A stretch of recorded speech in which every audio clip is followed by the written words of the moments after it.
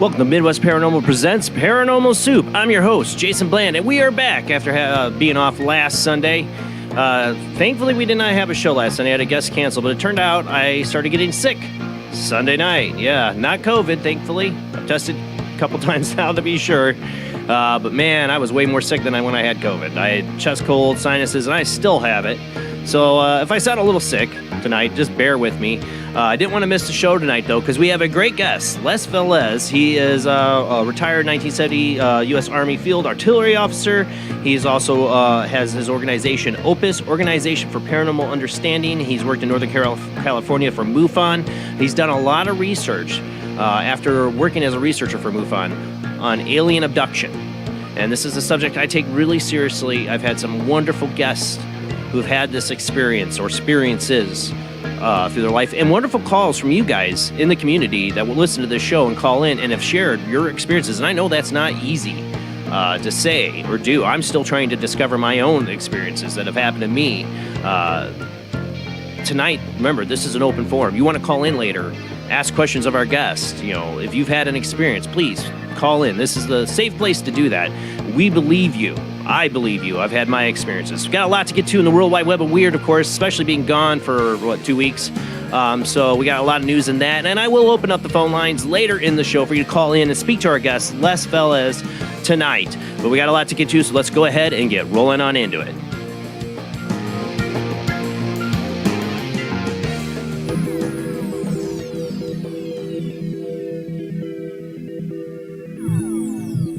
Welcome to another night of Paranormal Soup. As I said before, I'm your host, Jason Bland.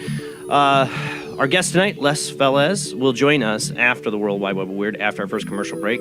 I am, like I said, still under the weather. I am trying to get over it. It was a nasty chest sinus cold. I'm like, don't let it be COVID. You know, take the test, negative.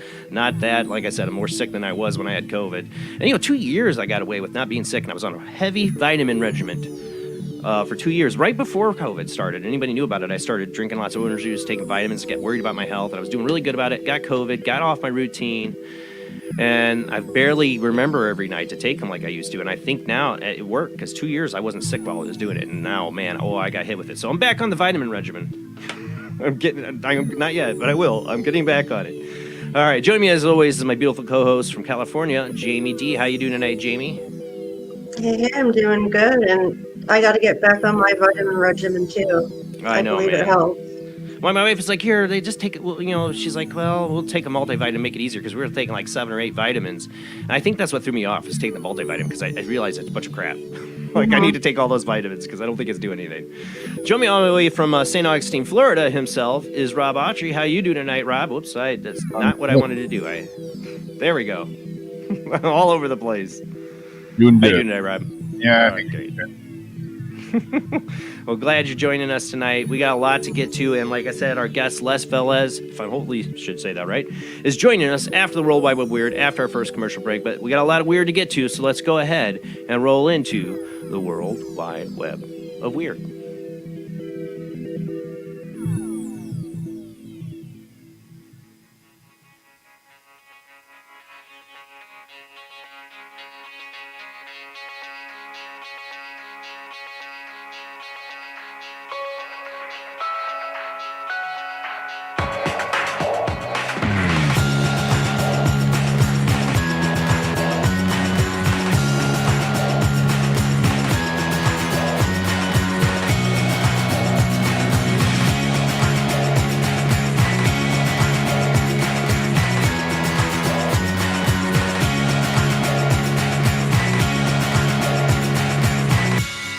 Tonight on the World Wide Web Weird, I thought I'd start off one that I covered back in 2019 that is resurfaced thanks to the Daily Star.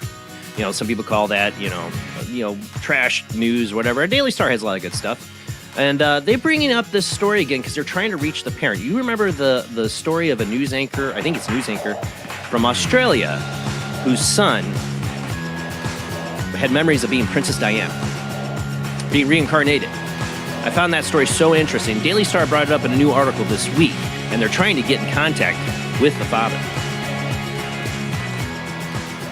For those listening on the Paranormal Soup radio network, we are a webcast. We stream out live every Sunday night, 10 p.m. to 1 a.m. Central on YouTube, Facebook, and Twitch. So if you want to watch, come along, see. Sometimes we got videos. Tonight we do. Or I will narrate as best as possible. All right, let me pull this up.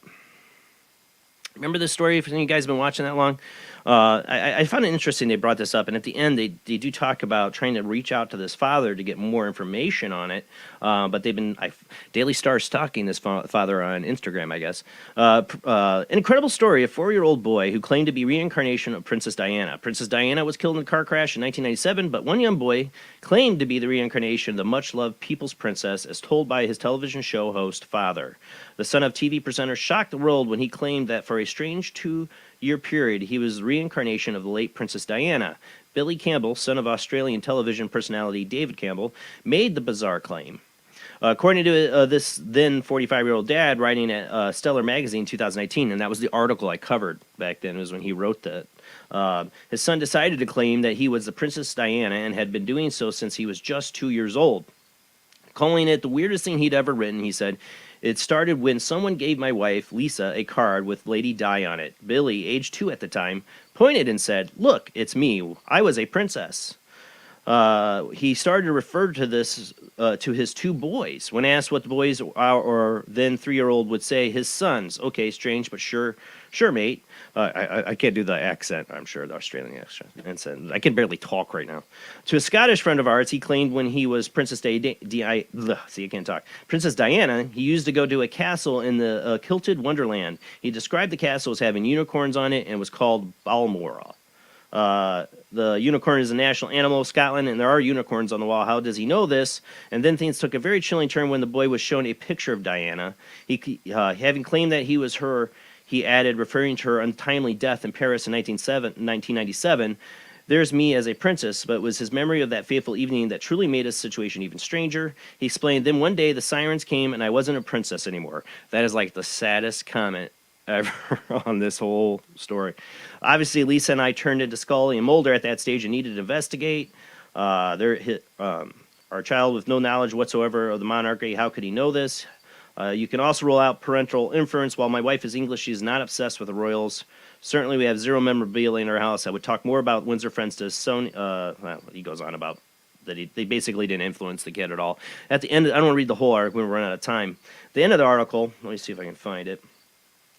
The Daily Star has contacted David for an update on his son's situation, and that's it. So, like, the Daily Star is reopening this story from 2018. I got to give them credit. Thank you. I don't want them to harass. This child better not be harassed in any way for this story or anything to the parent. But it would be interesting to get a take on if anything's said now. My guess is, and usually in this situation, the kid has no more memories of it. I think that's 99% chance likely. Because that's what usually happens. There's that 2 to 3, 4-year-old range By where the they time have some they're of these 5. memories.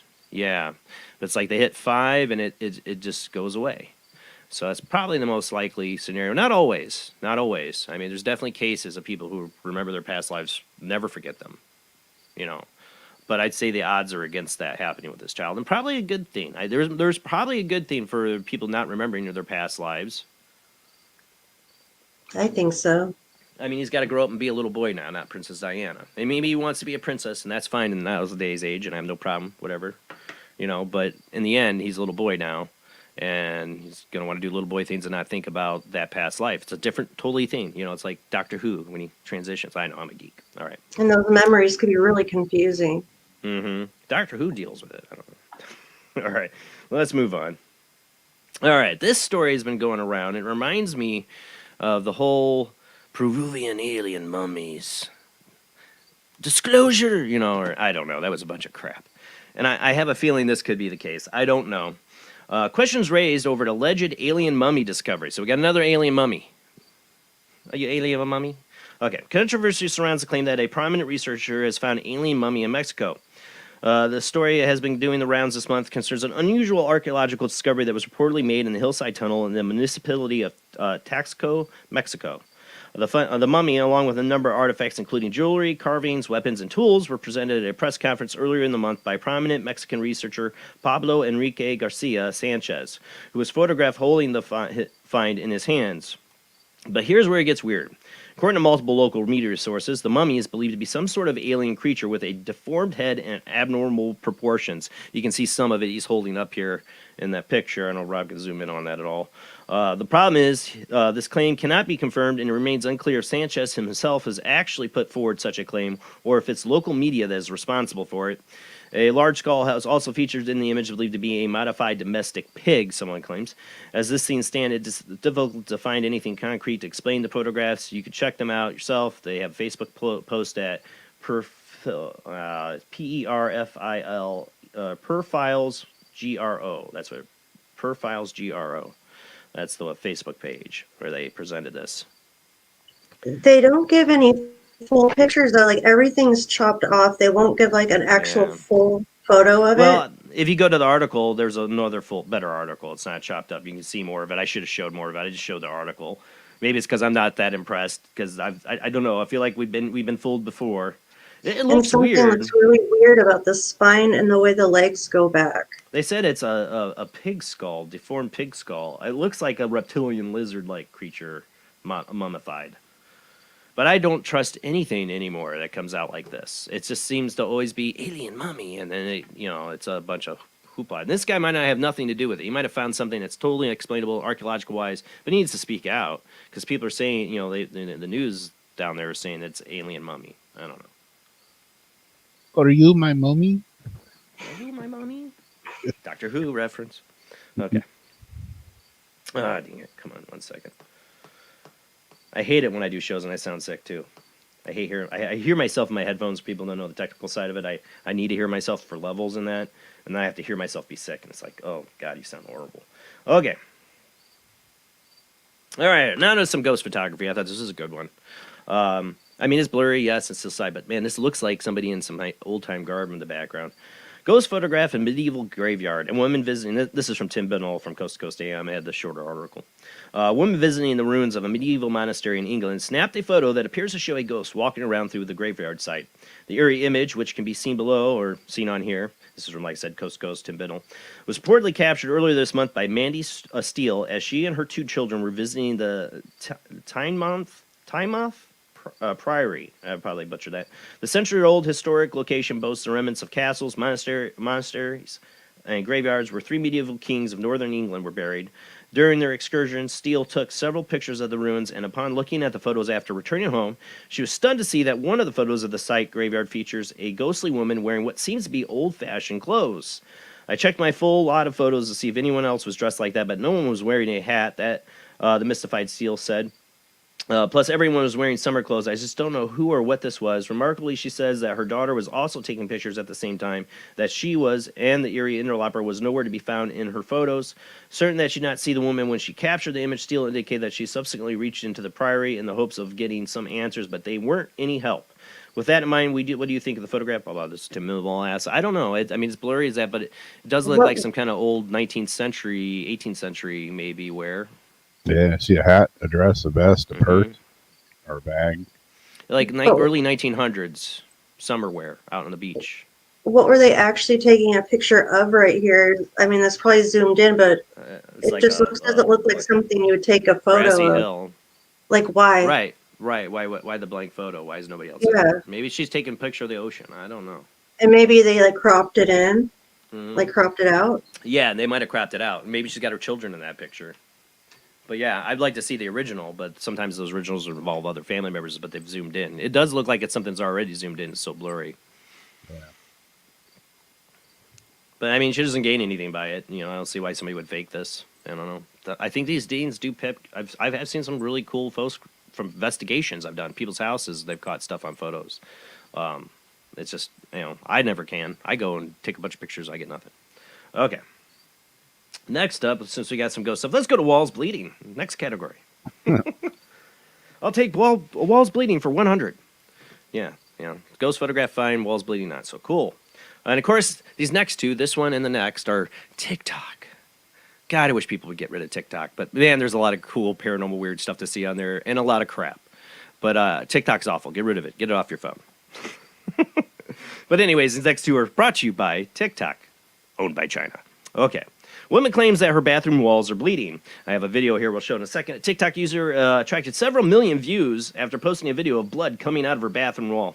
There have many recorded cases of bleeding walls and statues over the years, mostly in relation to claims of divine intervention, paranormal activity, residential hauntings, and other similar things. The latest example comes courtesy of TikTok user Lex Ray, who attracted a lot of attention when she posted a footage showing a strange red fluid leaking from her bathroom wall. She maintained that she had lived there at the property for 20 years and never seen anything like that. The blood had appeared for the first time the night before and seemed to be dripping down from behind the bathroom cabinet. However, upon opening the unit, she demonstrated that it was coming from a crack in the cabinet itself, not from something inside. The wall is definitely bleeding. This is straight out of a horror movie. All right, go ahead and play. Can anyone help explain to me why my walls are bleeding? I've lived in this house for 20 years, and suddenly last night, my cabinet starts to bleed. I open the cabinet, it's not coming from the inside. There's crap on here, but it's not blood. That's not cabinet blood. So I close the blood. cabinet, What is look cabinet underneath, and it's just kind of a starting point of blood, but the wall is definitely bleeding. This is straight out of a horror movie, not coming from inside. It's not cabinet blood. Not bloody. That's not bloody. Close the cabinet. What is on the inside of this cabinet suddenly that is making my walls bleed? Anyone? Can anyone help me figure out why my wall is bleeding?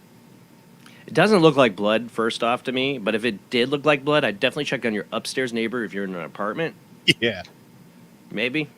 I know a lot of times I've had people claim their walls bleed, or there's like a strange substance. They won't say bleed. Sometimes they'll say a strange substance, and it's brownish, and did former smokers live there? And of course, yeah. And when the moisture or humidity gets Weird right, it's rust supposed to like comes come down out the of wall. there. But rust is what I was wondering. Yeah, but what? That's a lot. I don't know.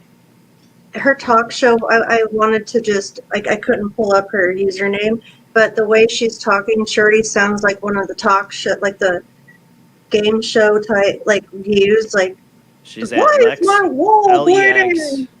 Lexi Ray, Lexyraye. I don't know, TikTok. Always reminds me. Get that TikTok off your phone, Jamie. Have you ever read the user agreement? I know read you it have. thoroughly. I know you have. Why do you have But it I on your use Google. phone? It's all in. Because I'm already screwed. It's worse than Google. It is worse than Google because one, it's totally owned by China. Two, it gives them permission to, if you log onto a computer with that TikTok, to see any files on that. Literally anything. Like, it's the worst. Why do people have TikTok? I know we want to stare at the bleeding walls and the cabinet blood. You know, Every time there's definitely the odd good ghost video on there sometimes. You know, maybe a good one. I don't know, but it isn't worth China literally able to access everything on your phone. What, you know, if you're an inventor, man, they could take your stuff, take your I have to already copyrighted get rid stuff. of my phone, Jason. Patented. The next phone Yeah. I'm not going to put it on, but this Yeah. phone's already garbage because it's been put on. Yeah, I know. It's just crazy. I can't reverse it. Enough of my TikTok rat. I'll get off. All right. So next one's from TikTok. Also gives crazy people, maybe he's not crazy, a platform. And I think this is kind of a little over the top, and I don't recommend it. Don't try this at home, kids. I don't know if this brings you enlightenment.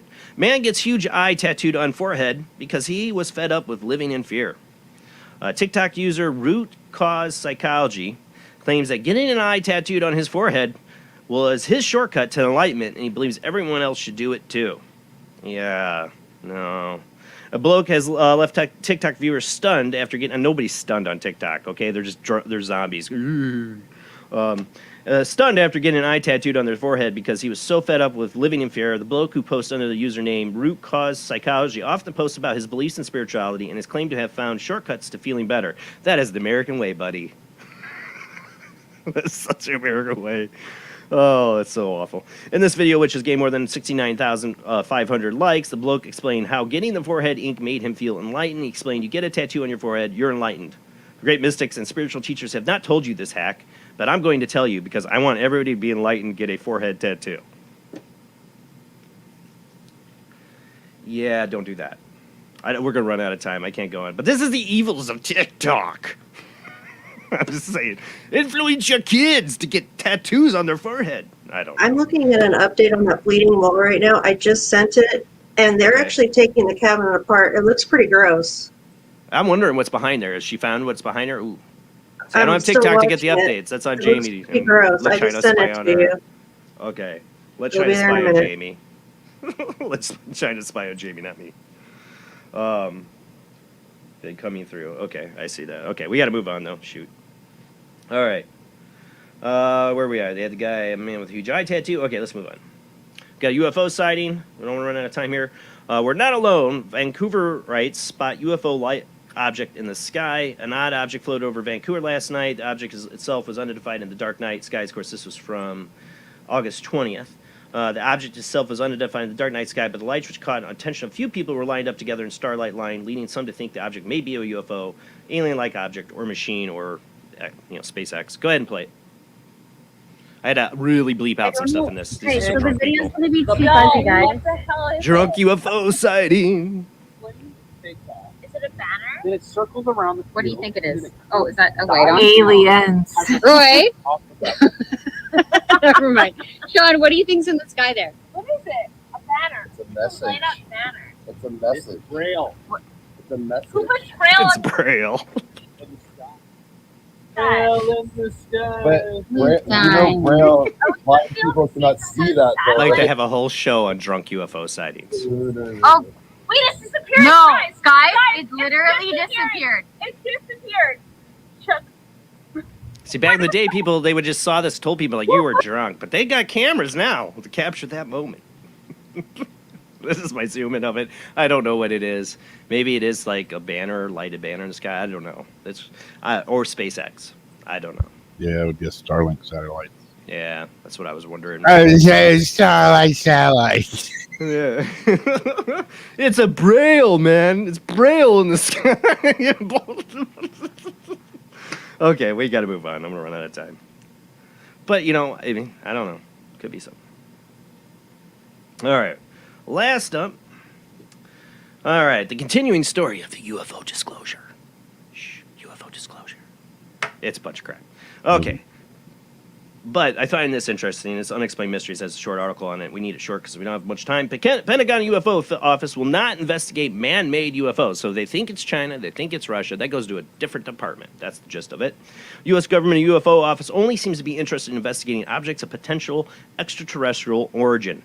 Back in July, the Senate Select Committee on Intelligence approved a new draft bill which will essentially redefine the terms of UFO, unidentified flying object, to mean unidentified aerospace undersea phenomenon.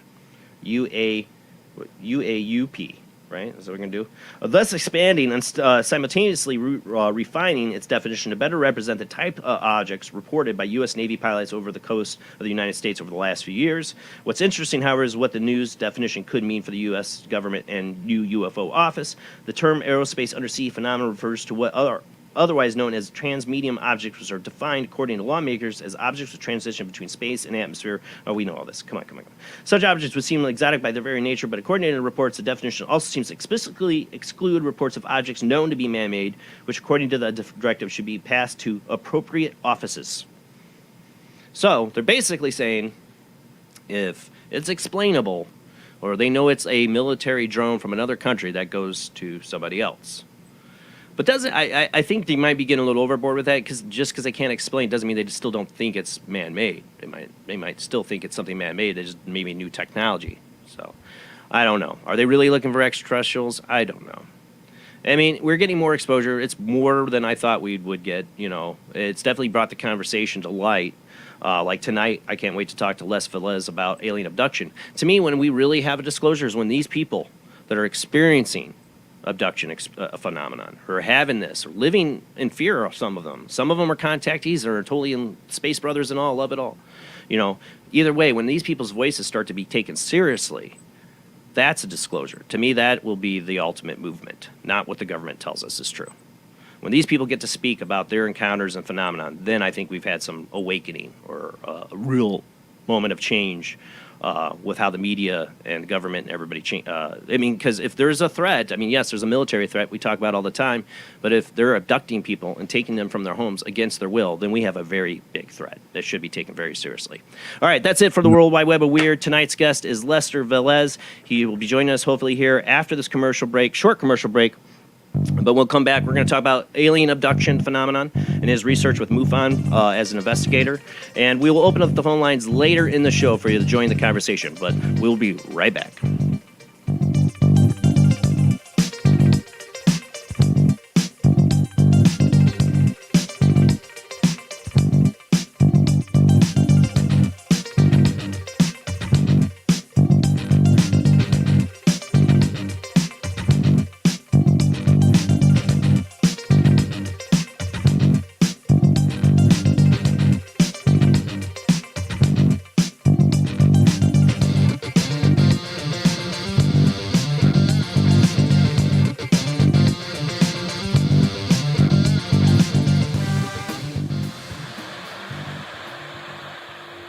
Join us every Wednesday night at midnight Eastern Standard Time for Weird Wednesday, the live stream, with your hosts Jamie, the Living Dead Girl, and Rob, the Phantom, where we'll talk about all things paranormal, including zodiac, astrology, tarot card and oracle card readings, live ghost boxing and spirit communication, where we'll do Voices from Beyond, the Cold Case Files. So we hope you join us live on Facebook and YouTube every Wednesday night at midnight Eastern Standard Time. We hope to see you there. Bye-bye.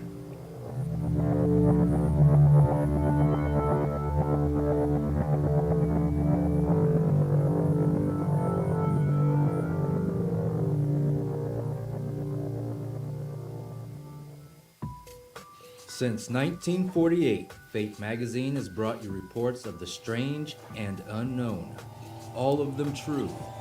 Fate Radio is carrying on that tradition, bringing you the unusual, macabre, strange, and bizarre. Join host Kat Hobson Sunday nights from 8 to 10 p.m. Eastern on WBHM Digital Broadcasting.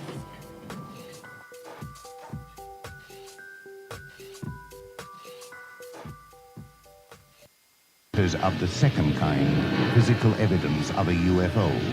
Close encounters of the third kind, contact. From Steven Spielberg, the director of Jaws, comes one of the most ambitious and unusual films ever made. And what you will see has never been seen before. It's a cosmic mystery crossing what many scientists believe will be the next threshold of human experience. is called Close Encounters of the Third Kind. It begins in an Indiana town and leads to one inescapable conclusion. We are not alone.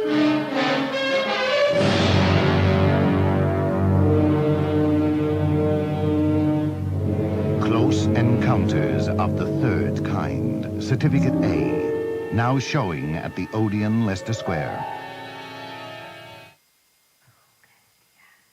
The international chart-topping Haunted Horror of Haverfordwest has been described as terrifyingly real, a must-read, shocking and chilling brilliance, genuinely worrying, utterly frightening. Don't read before bed. Described as one of the spookiest writers out there, best-selling author G.L. Davies presents Haunted Horror of Haverfordwest, the true paranormal account that is shocking the world. Dare you enter? Dare you read? Haunted Horror of Haverfordwest is available on Amazon, Barnes & Noble, Kindle, and wherever books are sold. Pray you never have to live there. This is the sound of a space clock aboard a U.S. satellite 180 miles above the Earth. No one winds up this timepiece. It's powered by a tiny battery, a battery that delivers power for years without replacement. Now the same type of battery, the Duracell battery, can bring new reliability and long life to your battery-operated equipment. Radios, cameras, toys, all run far longer. Duracell batteries, the long-distance power cells, outlast any ordinary battery.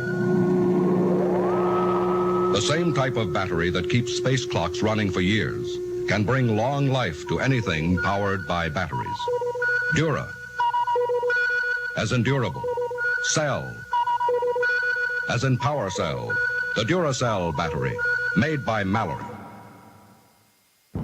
Are you intrigued by Paranormal Talk Radio? You'll love the new Paranormal Radio app from Talkstream Live. You'll find a great selection of talk shows covering UFOs, ghosts, strange phenomena, and much more. Download the Paranormal Radio app now and start listening to the very best in paranormal talk entertainment, including the network you're listening to right now, the Paranormal Radio app, free in Google Play and the iOS App Store. Switch to DCS ranging. 240, nominal to profile. We're in the pipe, 5 by 5.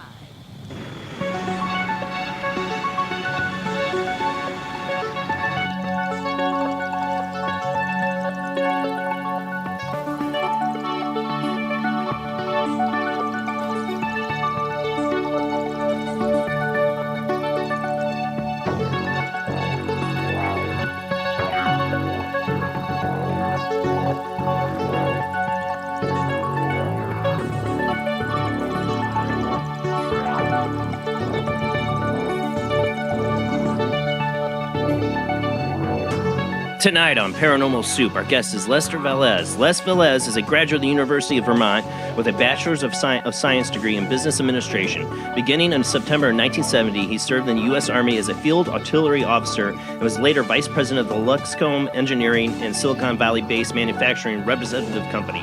He joined MUFON of the Mutual UFO Network in 1991 and has held the following positions: field investigator, training coordinator for field investigators, the assistant state director in Northern California, chairman of the A.E.R.C. Abduction Experiencer Research Committee, and a team leader of the A.R.T.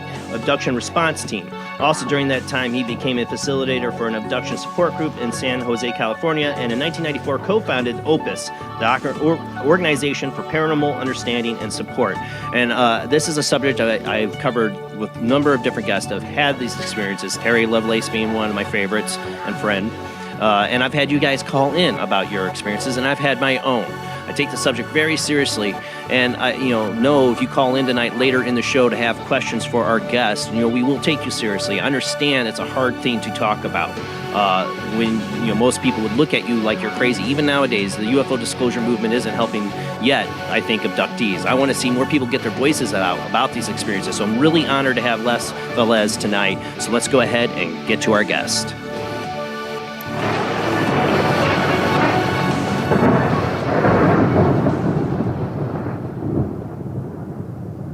All right. Well, hopefully everything checks out here. We can get him into the StreamYard. How you doing tonight, Les? Hey, great guys. How you doing?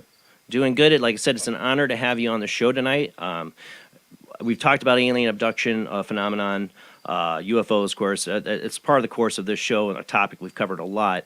And it's something I want to get in and talk about more often on the show. And I know I have listeners that have had these experiences. And you've done a lot of research in this area. Oh, we lost Rob. Shoot.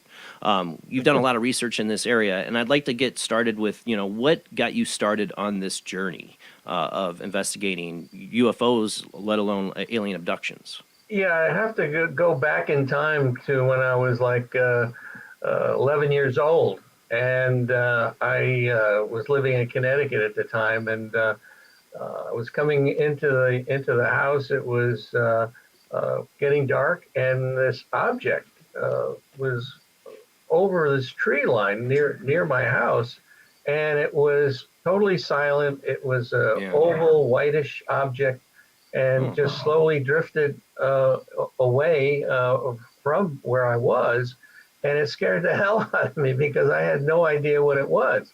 And so by the time I got my father to come out to see this with me, it had gone. And he said, well, it's probably a beacon of light reflecting off a cloud. And so I didn't buy that. And went to the library soon thereafter and found some books on UFOs. And George Adamski was the big guy at that time. And so I really got into it for a while. And then, as life goes on, and I kind of forgot about the whole UFO thing, and went off to college, went into the service, and got married, and had a couple of kids. And 1985, I moved from Connecticut to California with a new job opportunity. And I picked up the San Jose Mercury News one day and read this article about Stanton Freeman was going to come to San Jose City College to talk about UFOs and the government cover-up. Well, it was like somebody threw a switch. And, I said, oh, I got to go see this guy. And so I expected to see a handful of people there. And as it turned out, the auditorium held about 300 people, and it was almost full. Oh, wow. And he gave one of his wonderful speeches and showed us all this redacted material that he got from FOIA, type of investigations. And on my way out, MUFON, the Mutual UFO Network, had a table in the foyer, and they were talking about their monthly journal. And so I decided, okay, I'm gonna get this. And so I did. And after a while, it wasn't enough. I wanted to get more involved, and so they had a field investigator training course. And I took that, became a field investigator. And cases that I got involved with were not only sightings, but people were telling me that they had contact with non-human intelligences, which was, that was the beginning of what transpired to be quite an adventure. And I got continually deeper and deeper into this phenomena. And one day, one of the people that I was investigating said, did I know of other people having similar circumstances? And I said, yes, I do. And next thing I know, I'm facilitating a support group in San Jose in my office. And which is interesting because all the members of my company knew what I was doing, and they were quite interested in it, which was really nice to have that kind of support. And these support group meetings was really incredible. The stories that these people were saying, and these people were in the beginning very reticent about talking about this. They felt that people would consider them to be crazy, and some people even went to psychologists or psychiatrists and found out that they weren't crazy. So then what do they do? Right. Where do they turn? Where can they get? Crazy would be easier. Oh, hey, real quick, Les. I'm getting a little audio feedback. The volume of me? Can you turn that down just a little bit so maybe it doesn't feedback sometimes? It tries to cut it out, but right now it is. But I notice it comes in. Okay, how's that? I don't hear it, and you hear me all right? Yeah. Okay, good. What I was gonna say, I didn't mean to interrupt you there, but that's what I've seen is the shift and change. There's a little bit more people open to it. Do you think this was late '80s, early '90s when you started doing as an investigator? Yeah, it was the early '90s, '91 when I first got started, and these, as I say, these sessions became quite interesting because of the stories that these people were telling, and I mean the basic stories were similar except for the details that were involved with each of their experiences. As you said early on in the promo area, you spoken to Terry Lovelace, and Terry Lovelace is a friend of mine. Matter of fact, Terry Lovelace is on the advisory board of OPUS, my nonprofit organization that we started in 1994. So one of these sessions, a couple came to it, and they had an experience, and which was quite interesting. They were picnicking in a state park just north of Santa Cruz, and during that time, they spent this wonderful day up there, and they were coming out of the park. It was dusk, and they noticed this light over the ocean, and the light got bigger and bigger and bigger until it was over their heads. And it turned out to be a triangular craft that was about the size of a small Learjet. And this thing continued on silently into this canyon behind where they were. And they noticed another light over the ocean, and this light got bigger and bigger until it was over their head in another triangular craft. And the first one, they felt they were looking at it. The second one, they felt it was looking at them, and they became frightened. And this continued. 5 more ships came in. So a total of 7 ships that were back in this canyon. And then all of a sudden, it's like they just went around a corner, which there was no corner to go around, and disappeared. Well, they decided to leave, and they felt like they were on automatic pilot. And this path out of the park where they were, and I was up there with them to investigate this case, was difficult to come out of even during daylight because it's heavily wooded, and it's rocks all over the place. And so, as I said, they felt like they were on automatic pilot, drifting down out of there. And they got to their car, and that's the last thing they remember until 3 hours later. They found themselves in a restaurant, which is normally 5 to 10 minutes away from where they were. They had no recollection of. Were they sitting down in the restaurant? Oh shit! They were sitting down. They were sitting down in the restaurant. Oh wow! With no recollection of how they got there. Well, subsequently, they developed a rash, and they took pictures of this rash, and they had gone to a doctor to find out what it was. Now, there's a lot of poison ivy and poison oak in this area, so it could be that, depending upon what they were doing. And so the doctor says, well, this isn't poison oak or poison ivy. I'm not sure what it is. And so they decided to, I think they went to his doctor, and they decided, okay, he didn't know. Let me go to his wife's doctor. So they went there, and he said, it's not poison ivy or poison oak, but it could be some reaction to something, but I don't know what it is. So they brought this picture with them that they had taken and showed it to the people in the support group. And almost without exception, they all said they had a similar type of a rash after their experiences. And so one of the people in the group said, I think I know what it is. And so we were sitting there and going, oh my goodness, what do you think it is?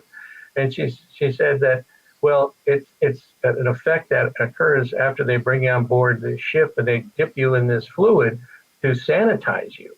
And so it's a reaction to that. It's like War of the Worlds. Well, shoot, get the echo again. Darn it! It's like War of the Worlds. You know, they got to be afraid of our viruses and stuff. So this is like a desanitizer. They're dipping people in, and they're having an allergic reaction to it. And you this is something that's a commonality between a lot of abduction experiencers. Well, yeah, there seems to be as I said in that group anyway, that that particular day, almost without exception, they all said that they had a similar thing going on.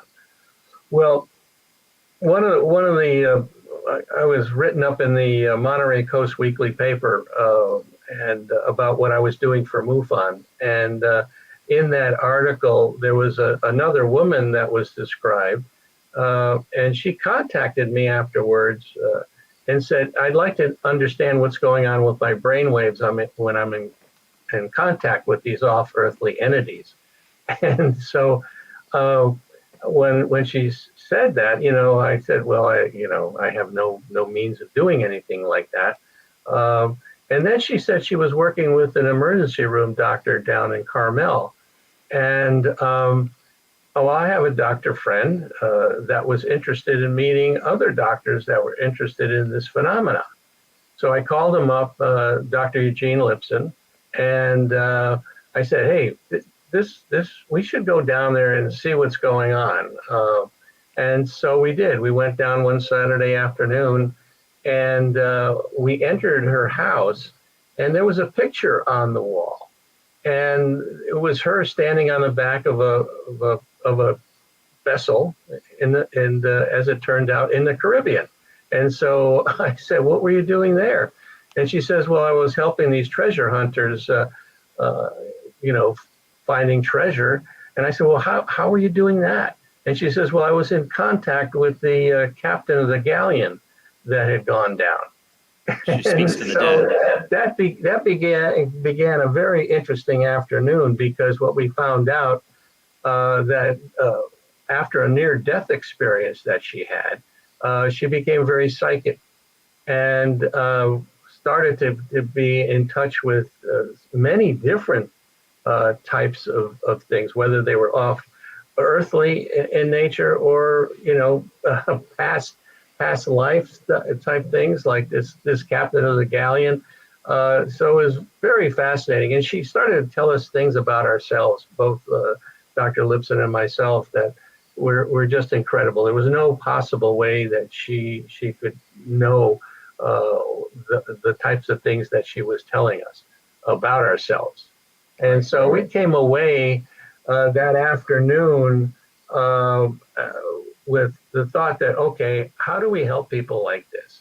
And that afternoon, OPUS, the Organization for Paranormal Understanding, and was hatched.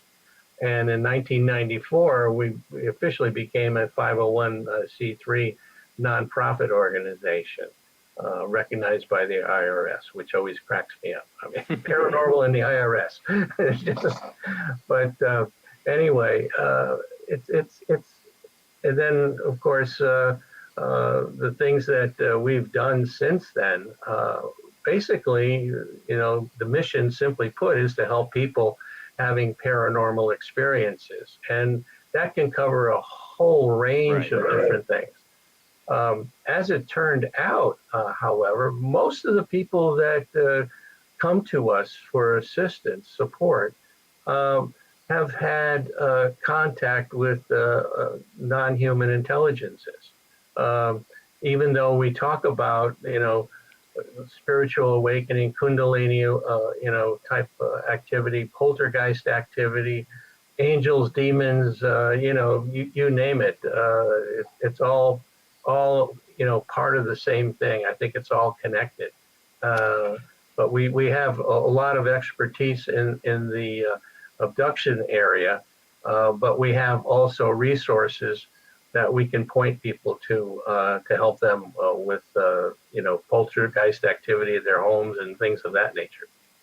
That's the reason I named the show Paranormal Soup, is because I believe it's all connected. I've had a lot of weird experiences ever since my childhood, psychic experiences, to seeing a full-fledged cylindrical UFO over me and 4 friends' heads downtown Michigan City in the late night, to a camping experience I had where I don't know if I was abducted. I don't know.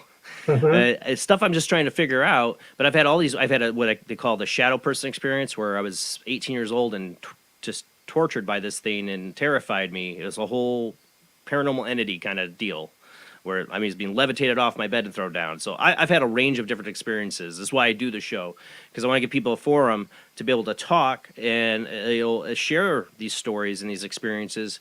Because when I had it in the 90s, I didn't know one to talk to. I didn't know who to talk to, Exactly. and that's why I think it's important for people like you, what your work you're doing, and Opus, because you say alien abduction, come here to talk to us about alien abduction. Well, some of these people's experiences go beyond alien abduction. They're having a lot of different experiences. I know somebody personally that right now is going kind of through that. I don't know what to tell them or give them advice. I'm like, you got a lot. There's a lot happening to you. Some of this seems very alien. Some of this seems very kind of higher realm spiritual kind of stuff. I don't know. Yeah, I think that people get focused on one particular thing, and as you say, it's a multitude of things. Whether it's extraterrestrial or interdimensional or time travelers or the military or all the above, which I believe it is. I think almost whatever you can possibly think of is probably it. Nick, you said military. That's also the other possibility. I've had Nick Redfern on their show, who's espoused a couple different UFO classic cases as military psyops. They weren't UFO abductions, and he's got researched some very major ones, but they were more military psyops, which makes me wonder. Okay, I don't believe like Terry Lovelace's thing's a military psyop. No way. Just no way. There's physical evidence. There's just no way. But some of these Nick Redfern's points on these certain cases aren't. He's not off the mark. There's something military involved, and what's that about? Why would our military fake this or get involved in this? Yeah, I think that we'd be naive to think that the military is not interested in this phenomena.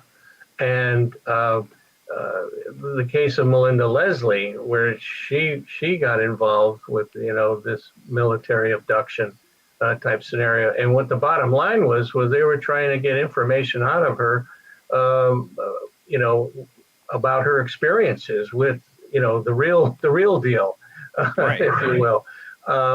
So I think there's reasons why they're doing that. I think that it's really interesting now that the federal government has gotten interested in the UAP phenomena, and they're doing putting together groups to look at this thing, and then people are talking about the fact that they need to look at beyond that and look at the people that are having these types of experiences. That's what I'm saying. Yeah, and I totally agree with you. And I think they are looking at it. I know, like Dr. Gary Nolan, which I found out listening to an interview that he did with these guys. Let's see, what the hell was their names? Oh yeah, Zabel and Colbert. Oh, they have a YouTube channel now, and they interviewed him. And basically, Gary Nolan is an experiencer. He believes that the government has been lying all along. He's and the reason why they're lying is because they don't know what this is. They can't control it. Right. And there's certainly a cover-up going on. The disinformation campaign that he talks about. So it just goes on and on. And one of the things he mentioned was the fact that Wilson memo is absolutely real, because he knows Eric Davis very well. And, he believes that Eric is, not lying about this memo at all. This was the one that was found in the Congressional Library? It was the one that they got from Edgar Mitchell. Somebody released that. Yeah. And so anyway, all this stuff is coming out, and for Gary Nolan to come out with it, because he's been involved with working with the experiencers, and finding that these people have psychic abilities. There's connections in the area of the caudate and putamen area that are a lot more connections for people that have the ability to do psychic types of things, and then it also runs in families, and that's one of the things that people ask. Well, why me? Why me? Well, I think it's generational, and whoever it is continuing to follow that generation after generation. So our late friend Rick Bunch that used to guest on the show, he did once. I never could get him on hardly, and I actually personally know him. He lived not far from me. He was a psychic medium that worked out of South Bend, Indiana. Shared with me before his passing all these photos he had taken outside of his house, and some are incredible. I wish I had them. Of UFOs, and he said he was an abductee. It's not something it's already hard enough to talk to people about. I'm a psychic medium, and get him over that and do what he does. He didn't want to talk to people about UFO experiences, but I remember him and I think he talked to Terry Lovelace. I think those two had ended up talking and really sharing notes on stuff that they had experienced. And he talked about his experiences on the show for like one of the first times. Sadly, Rick passed away in a very mysterious way. All I know is that he had black something coming out of his nose, and I don't know if I've heard from his husband what happened. They had an aneurysm or what. They found him like just black blood coming out of his nose, and he was deceased. Wow. And Rick had some incredible experiences as like a contactee. I don't even know if you want to call it abduction. Yeah. No, I think that what we've found is that in the beginning, these things are very traumatic. There's no question about it, no matter how you cut it. And by the time you go through multiple contacts, you come to a point where you accept it and you're comfortable with it, or more comfortable with it. Is that like a Stockholm syndrome, though? Or well, then you get to the third stage where it stops, and that's when people start wondering, how come it stopped? Why? Why is it stopped? And that's definitely Stockholm syndrome time. I always wondered that with the case of Billy Meyer. That's definitely had hoax, fake stuff going on. He's got like kind of a cult thing going on. But the interesting stuff at the beginning of what he was going through, maybe they just stopped and he decided to fake it because somebody gets so attached to this communication with something out of this world, they would fake it. I don't know, but there's a lot of people that it seems they've gone from abduction to contactee. I mean, even Terry has had like his moments of communication almost feel like a contactee experience where they're willing to share some stuff with him. But I still think it's pretty brutal, some of the stuff he's gone through, physically. Yeah. It's really hard. I've had contactees and abductees on here, and the contactees talk like the George Zadamski Space Brothers kind of feeling sometimes. Yeah. And I like, that's great and all. Okay, but the people that are being taken, they don't understand what's happening to them. They don't feel like they have a choice in this matter. That is awful. And then, of course, you got to get into the fact is it's not just one alien species probably taking people. Yeah, that's true. That's true. And then even within each alien species, there's good guys and bad guys. Right. You have the school of thought with Bud Hopkins and David Jacobs that they're all bad, and then you got Stephen Greer, that they're all good. But I believe just like we have here on this planet, we have good people and bad people, and the same thing is going on up there.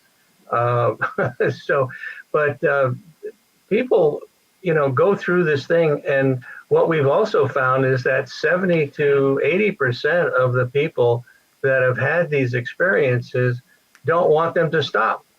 Only that small 20 to 25% of the people want it to stop. And I'm not surprised by that. Oh, shoot.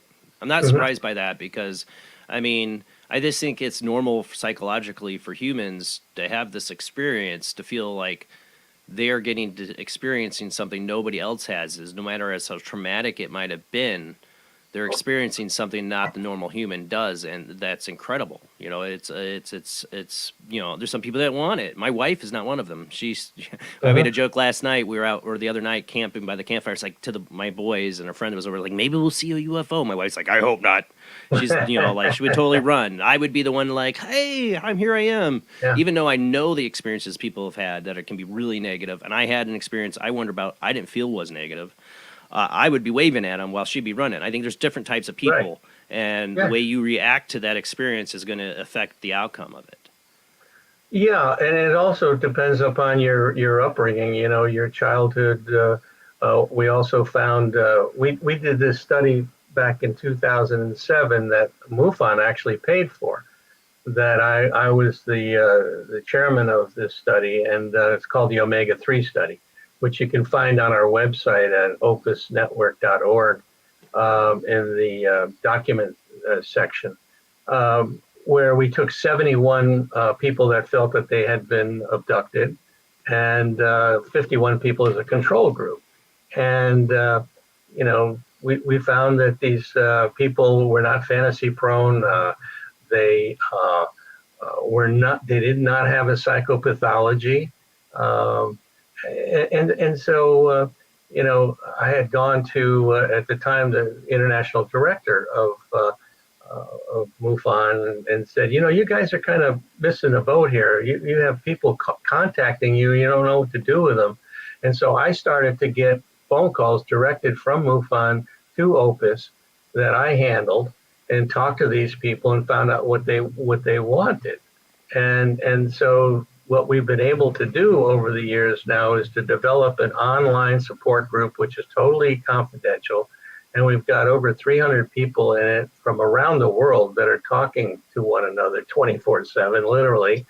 And we've also have a referral network of hypnotherapists, mental health practitioners, so that if these people are looking for something like that, we can guide them in that direction as well. And recently, we set up a group of people which we call our Experiencer Support Team, people that have had experiences with people like this, that are quite knowledgeable in what these people are going through. Because, you know, the first thing that has to happen is we try to reduce the stress that these people are having, number one. And then number two, to be an empathetic ear and not be judgmental.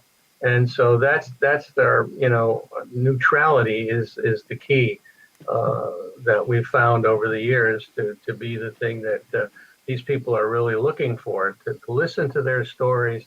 And and it's been quite heartening to know that people have gotten the kind of help that they're looking for. And I wrote a book this past year called The Unknown Other and the Existential Proposition of Alien Contact. And I have about 25 stories in there from people in the support group that talk about their experiences and the fact that OPUS was able to help them. And the I think rest that's of awesome.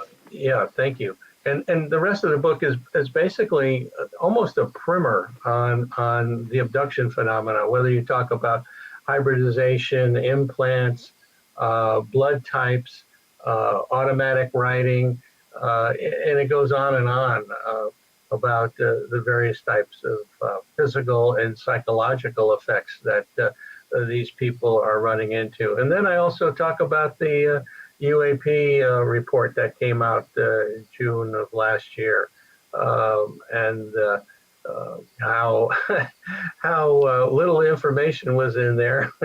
But did you expect anything less? No, that's true. I don't think anybody did. But we'll see where this all goes. They're continuing to. I know a couple of people that are supposedly going to be testifying to Congress here shortly. I think they're going to have some more. And as soon as I hear, when that's going to happen, I'll get the word out. But it's interesting that they're doing that. couple of years ago, I was at the MUFON symposium in Las Vegas, and Nick Pope was the opening night speaker, and he was talking about the UAP report, and he said that he hoped that these objects are actually either the Russians or the Chinese, because we could pick up the telephone and talk to them.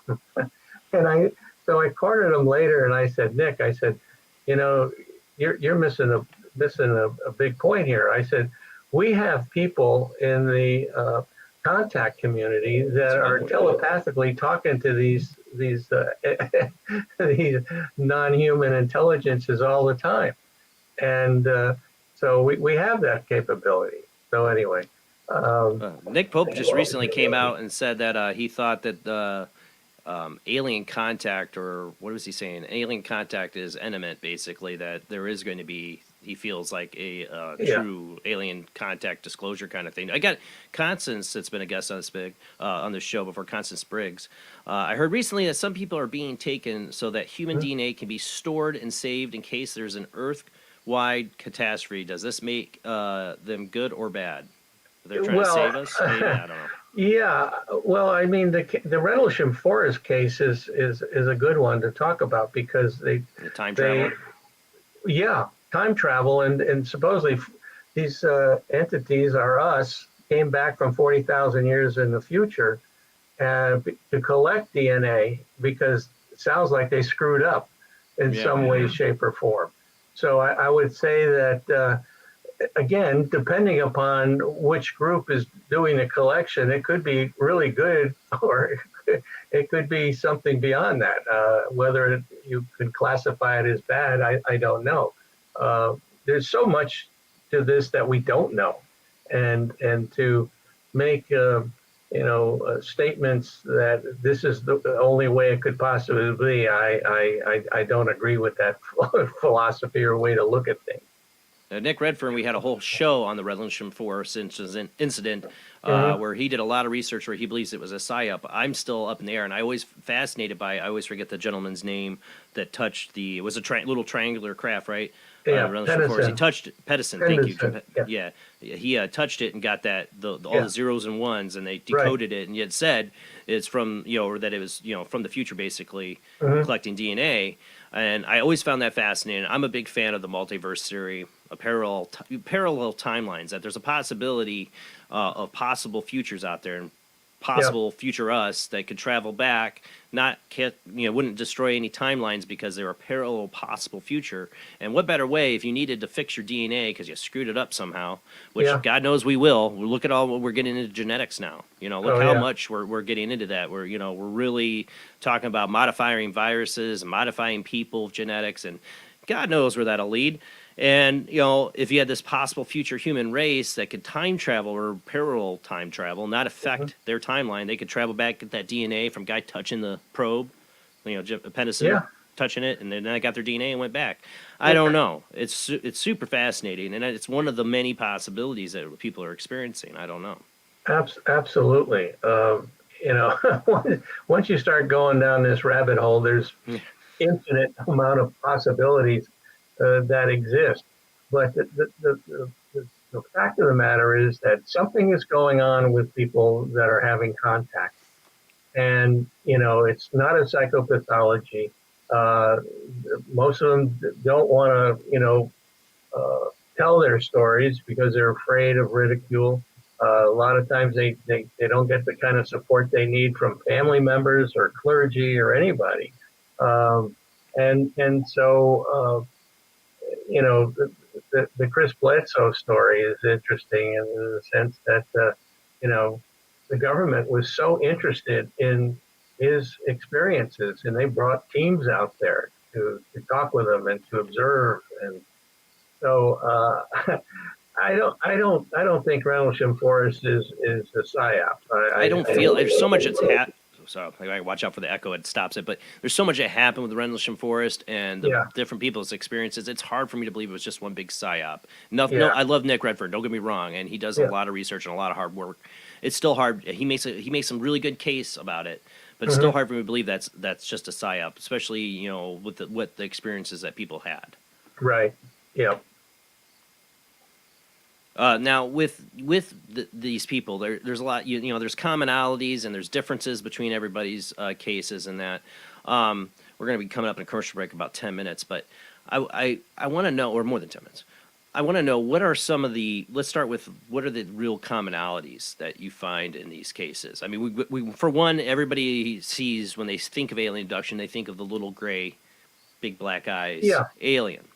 For one, is that the most common experience that alien? As a matter of fact, what we have just completed was the first phase of the Omega-4 study, right? Which we're going to publish. What we did is we went out to therapists that have worked with experiencers, and one of the things that we looked at was the type of entities that these people came in contact with. The number one thing was the grays, okay? Number two was orbs. Number three was interdimensional type entities. And number four was poltergeist. Yeah. So, it's really interesting that with regard to the grays being so popular, that it seems like the reptilians, the praying mantis type, the Nordics, they all use grays to do the abduction in the beginning phases of it. So there's basically a universal store that all these other races go to pick up a gray to do their dirty work. Like it's a robot. Yeah, exactly. I've wondered that. I wondered that because it is like people describe other like mantis or Nordic or tall grays with these little ones, and I love that comparison. They were like the local iPhone, like let's stop by the Galactic Store and pick us up one of those little gray drone workers. You know, like an iPhone. We just pick one of those things up. But it seems to have flooded the psyche as the most prominent what people think of now when they think of alien abductions. That, like, for example, the Roswell case, a lot of people, you see images of people now when they reference them Roswell and aliens, they show the little gray with the black eyes. But if you go back to Stanton Friedman, which I got to meet not long before he passed away, amazing man, you looked at their research of the Roswell incident, it wasn't gray aliens they found at the crash site. They were very cherub-like, childlike, with human big eyes, but now, like, the grays have overflooded that. When you see, like, some Hollywood media production of Roswell or something, they show the grays. Even one of my favorite miniseries on it by Spielberg called Taken shows them as grays, and I'm like, that's not what they look like. Roswell. Yeah, I think this really got started with Whitley Strieber's book. I want to look at Terry Lovelace's reaction. That really opened him up at one point. Terry, he walked into a bookstore before he had ever really looked into this, what all of his experiences he had buried, tucked away, and he goes into a bookstore and sees the cover of Communion and has a panic attack. He sees that face, he knows that face, and he knows that experience. That really, I think, Whitley Strieber woke people up to their experiences. Well, that's exactly what Gary Nolan talked about in this interview. Is that he did go into a bookstore and he was looking for some books and then came across Whitley's book and picked it up and immediately dropped it because it just started to, bring back memories for him. And how many other people that has happened to, that's amazing. Absolutely amazing. You talk about paranormal entities. For my thing, I've talked with Terry about this. When I read his book, I'd already written out about my experience of what was the shadow person, as I call it. I didn't feel it was like a demon, even though some people qualified it as that. I felt it was very alien. That's how I always describe it. It terrorized me for 4 months and would abduct me astrally, I would guess you could call it. I feel like it would rip me out of my body and show me things, and it liked to torment me. It was something, I don't know. It's a long story. But it all happened after a camping trip, and I never associated it with that camping trip until I read Terry Lovelace's book, Incident at Devil's Den. I had an incident with the same friend that went through the shadow person experience with me out in the woods of Red River Gorge, Kentucky, where in the middle of the night, I don't know if it was a dream or not, but I have a memory of being lifted out of the tent, through the tent, like materially lifted out through the tent. floating, looking down at the floor, and a light behind me. And then I can just remember being on inside some kind of ship and somebody talking to me, and that's it. That's as far as my memories go. Terry wants me to do regression. I'm a little scared of it. And we saw a big light in the woods that next morning. I woke up in my tent, flipped around with my boots off, which is not how I went to sleep. And I kept my boots on for a reason, because you're out in the middle of nowhere. Nowhere. And we saw this big, huge light out in the middle of the foggy early morning, come up from the floor, and it was gone. That was my experience. And months later, I had this whole shadow person experience. So this scene tortured me and the friend that was there. I really didn't connect the two, but the things me and Terry have talked about personally, I feel like there could be a connection to it. I don't know. I don't saying I was being alien abducted from the shadow person, but it was an abduction experience. It almost drove me to the brink of insanity. Yeah. It was so frightening. Yeah, and that's the time when you need somebody to talk to that you can trust and have faith in to be able to listen to what your story is. You talk about hypnosis and being a little bit nervous about doing that, and that's a good thing. And matter of fact, I would counsel you to not do it until you feel very, very sure about it, because once the toothpaste is out of the tube, you can't put it back in. Right. I know, and that's exactly it. Like, some people have asked me to reach out to this friend I experienced it with. I'm like, he has a normal family life. He's living a good life. He looks happy. I'm Facebook friends with him.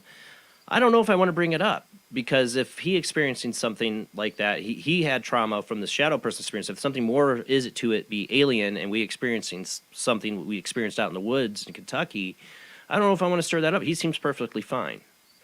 Yeah, you know what I'm saying? Yeah, sure. And this is a very common thing where two people have an experience and you don't talk about it.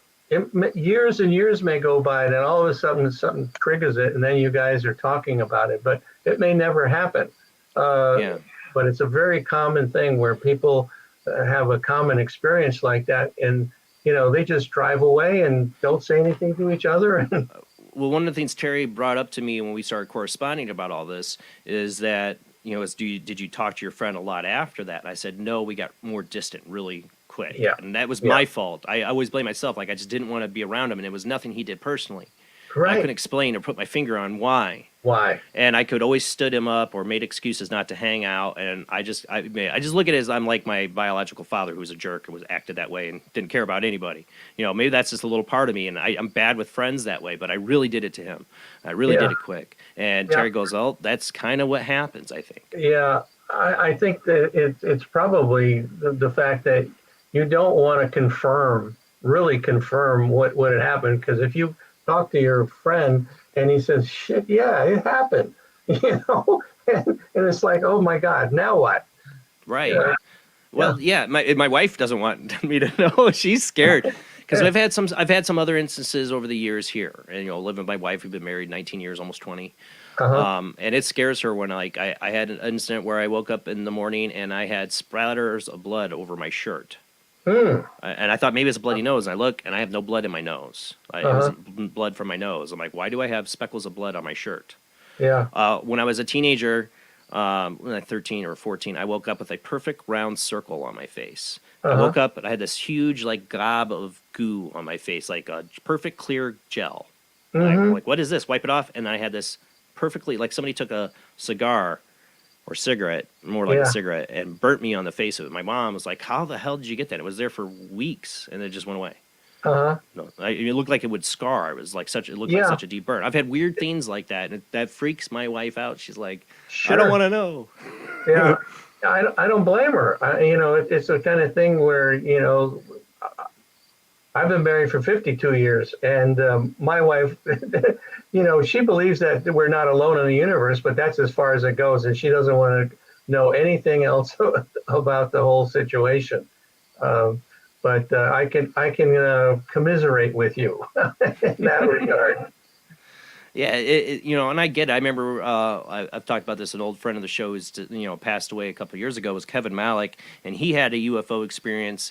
And I always wondered if it was something abduction-wise, but he saw like a glowing big orb out his window, and he went and hid behind his chair.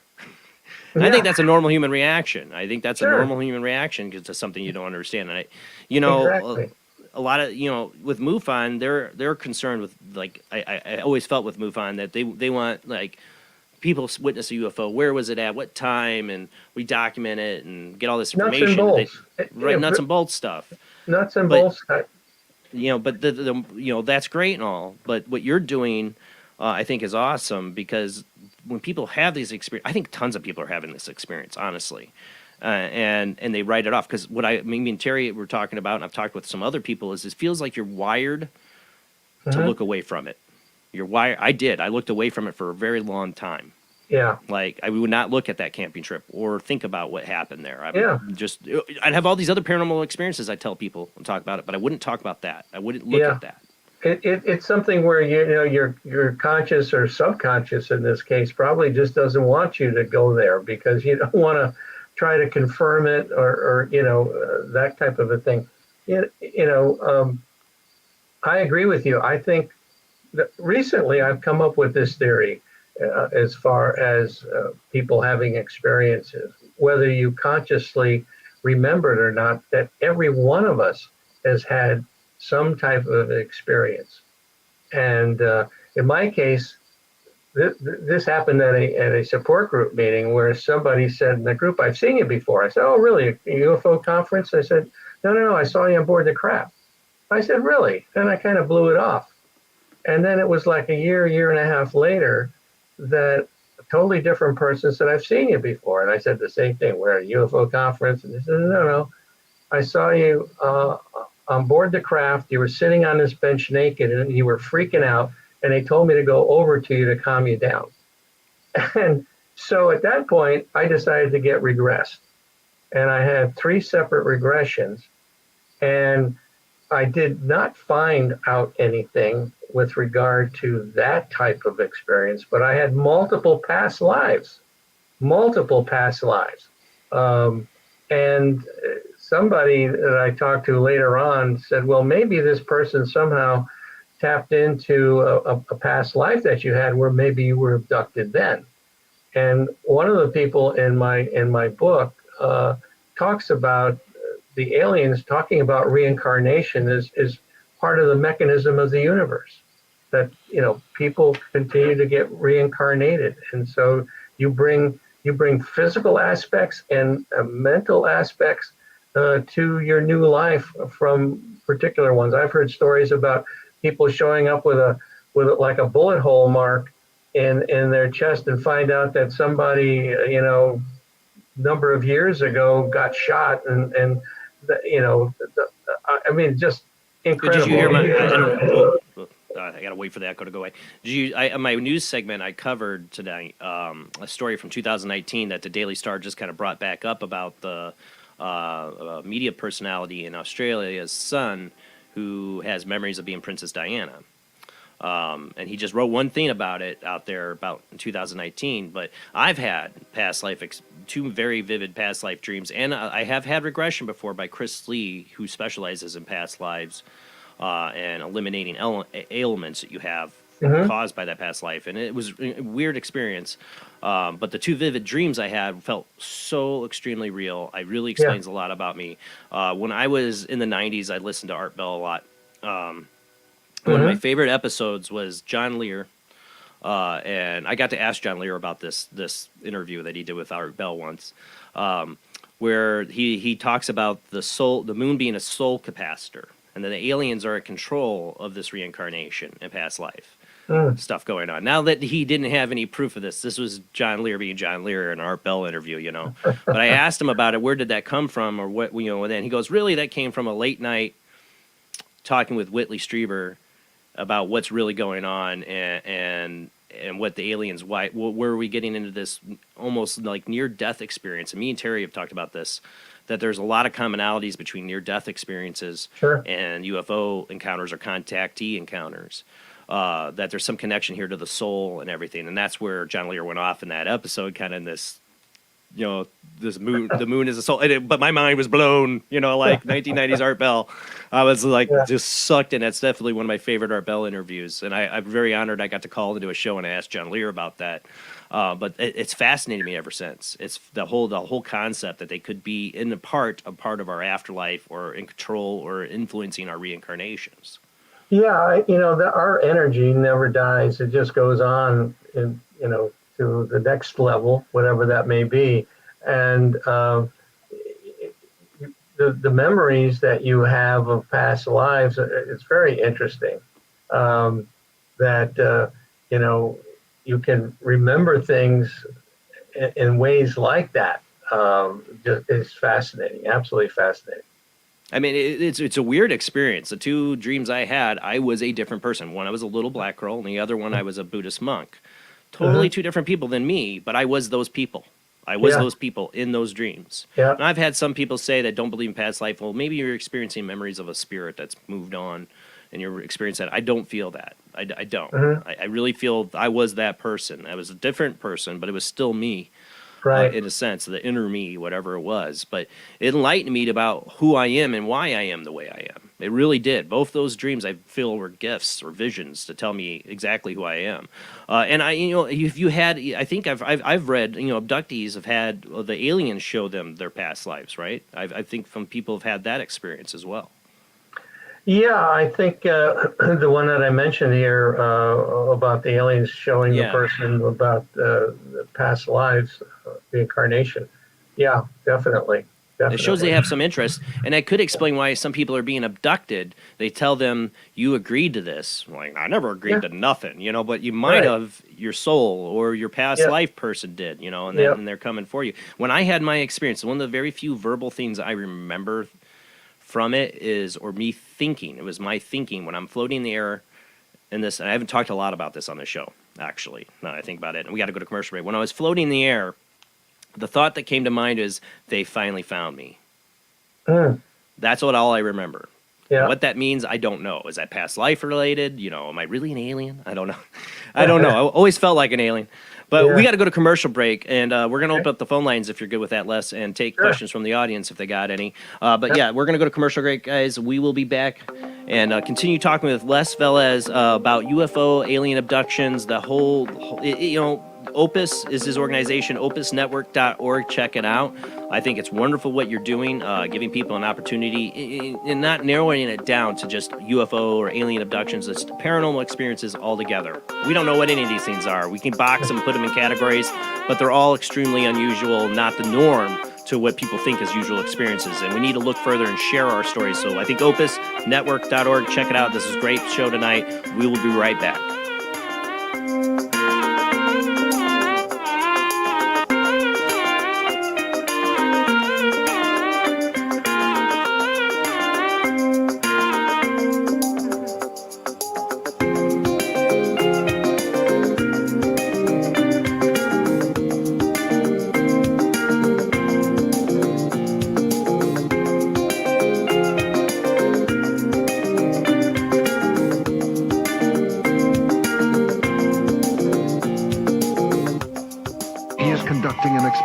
Into the combined effects of sensory deprivation and hallucinatory drugs. The subject of the experiment is himself, and the experiment is out of control. Ken Russell's Altered States, a film that must not be missed, is in the West End now. Altered States, Certificate X. Do you wish for more paranormal and spiritual content? The Paranormal Chronicles magazine is a free digital magazine crammed with the very best in paranormal and spiritual articles and features. No sign-up, no subscription, just free reading and knowledge for you. Read today at www.paranormalchronicles.com/magazine.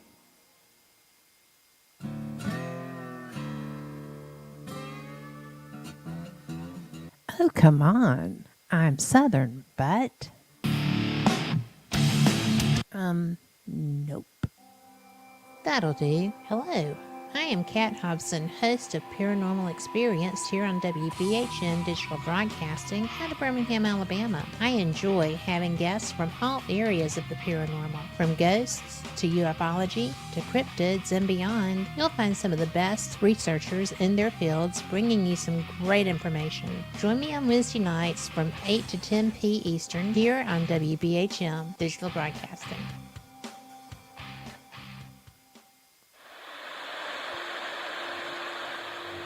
Join us every Wednesday night at midnight Eastern Standard Time for Weird Wednesday, the live stream, with your hosts Jamie, the Living Dead Girl, and Rob, the Phantom, where we'll talk about all things paranormal, including zodiac, astrology, tarot card and oracle card readings, live ghost boxing and spirit communication, where we'll do Voices from Beyond, the Cold Case Files. So we hope you join us live on Facebook and YouTube every Wednesday night at midnight Eastern Standard Time. We hope to see you there. Bye-bye.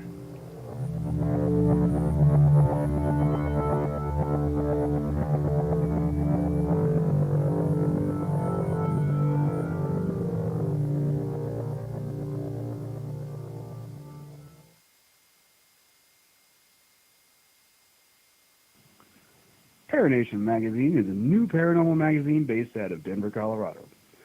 Our goal isn't just to give you the best paranormal content out there, but to promote paranormal unity. We're doing this by giving everyone an opportunity to tell their stories and to share their experiences.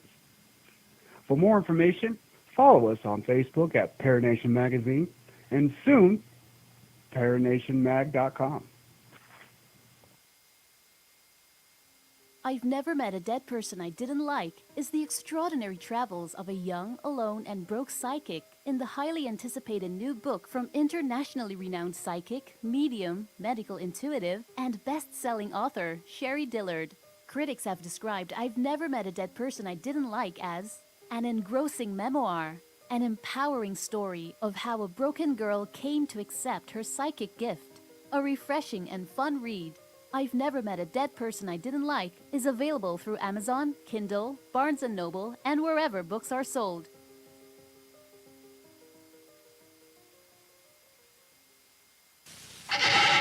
Edgar Allan Poe wrote Spirits of the Dead with a pen dipped in warm blood. You will see the ultimate in terror with this important all-star cast. Brigitte Bardot, Alain Delon, Jane Fonda, Terence Stamp, and Peter Fonda in Edgar Allan Poe's Spirits of the Dead. Only Poe's demented genius could bring to the screen such horror and evil. Spirits of the Dead stars Brigitte Bardot, Alain Delon, Jane Fonda, Terence Stamp, and Peter Fonda. Directed by three masters of the cinema, Federico Fellini, Louis Malle, and Roger Vadim. Spirits of the Dead is an adventure in terror beyond your wildest nightmares. Spirits of the Dead in color is rated R.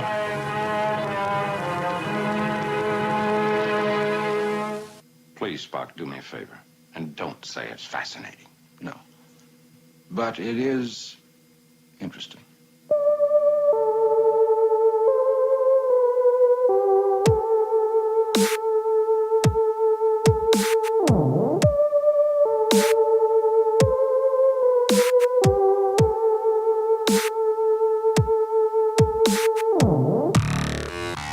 You're listening to Paranormal Soup, bringing you the weird every Sunday night. Call into the show and join the discussion. The call-in lines are 219-230-4444 or 260-225-9419 or by Skype caller ID OOJBland00 or JBland Paranormal Soup. And now to your host, Jason Bland. Tonight on Paranormal Soup, our guest is Lester Velez. He works with Organization of Paranormal Understandings, MUFON, what do we got? The Alien or Abduction Response Team. I want to talk about that. How do you respond to somebody that has alien abduction. I would love to know the procedures they go through or how they handle that kind of investigation. It's not like, somebody sees a UFO in the sky and you gather where they're at and get to collect the data, figure out anything. When somebody has an abduction experience, besides sometimes physical marks or implants and stuff, sometimes there's just nothing but the experience. And that, how do you investigate that with somebody, related to the commonalities of other people's experiences? I'm interested in learning that, and I want to know about your experiences tonight. I know several of you have called in and shared your stories. You're welcome to share again with our guest, Lester Velez. But if you've never called in, don't be afraid. This is a place we do not judge. Share your experiences. We're all giving our own experiences to try to get an understanding of what's happening. I don't think you can fit any of this into some category or box. It's an experience that's unstrange and unusual to what everybody believes reality is. But I think lots of people are going through it and not telling anyone. And if you've never told anyone, call in anonymously. You don't want the world to know you. You should just use your first name anyways. But I'd love to hear your experiences. We all need to share notes to get to the bottom whatever is happening to people, if we ever do.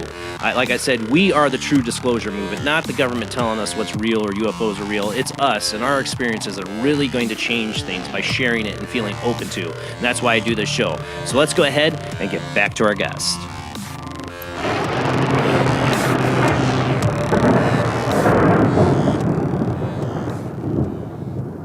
First off, I got to make sure the phone line is open, and it is now open. You can call in the show, 219-230-4444, or you can call in at, let me get the number, it's rolling up here in a second, because I always forget it, 260-225-9419 is another phone number. Skype ID, OOJBland00 or JBland Paranormal Soup. Those are the ways to call in. If I hang up on you, it's because I got somebody else on the line. Just hang in there, try again. If I have you on hold, just wait. You'll hear us talking, and we'll call on you. All right, let's go ahead and get our guest back up here. Thank you for hanging with us, Les. We are talking about, you belong to an organization for paranormal understanding that investigates anything pretty much within these unusual experiences. You don't try to narrow it in a box, but I am curious as A.R.T or abduction, what is it? What did you call it? Stand for Abduction Reaction Team? No. Oh, well, that group was initiated right after, this is like about 2007, when I had talked to James Carey and told him that, they really needed to try to do something different and help people. And so part of that was that I was tasked with putting this Abduction Experiencer Research Committee together. And part of that was a team that would be able to, if we got somebody that called in, that would be able to talk to these people, and basically the way it worked out, I did a lot of that kind of contact and talking to these people and listening to their stories and trying to ascertain what it was that they needed. And a lot of cases, they wanted to be, be in a support group, hopefully something local, which would be the best thing for them to understand. Pre-internet. Oh, well, back in those days, we didn't have it set up for the internet yet, but and as I said, now OPUS has a totally confidential online support group, and as far as when people contact us, we have a number of choices, which I said earlier. We can either put them into the online support group. If they're looking for a hypnotherapist, we can give them a referral. And we have the E.S.T, which is the Experiencer Support Team of people that are familiar with this topic, that have a background in working with people like this, so that they can do a little triage with these people and delve in a little bit deeper. And so that is something that we've just recently added, which we didn't have before. Do you have a way for you to respond to, like, you have somebody is currently going through, because people, it seems like they go through phases in this abduction experience from what I've seen, Mhm. where they're being abducted almost seems like every other night or something. They're really heavily going through the experience. And in those cases, do you guys have a response team, like they call you, like, I feel like I was taken tonight, and try to gather any kind of evidence from that? Well, what happens is that 9 times out of 10, these people, when they first come to us, are looking to be in the support group. Um, and as I mentioned, there's people that have, various stages of the experience, where you have people that have, near the end of it or in the middle of it or just in the beginning of it. And so those people that have gone through it are able to work with these people. And it's worked out very well. It's worked out very well that these people understand that they're not alone, and we're here to help. And then there's cases where people come to us, and we monitor that support group very closely.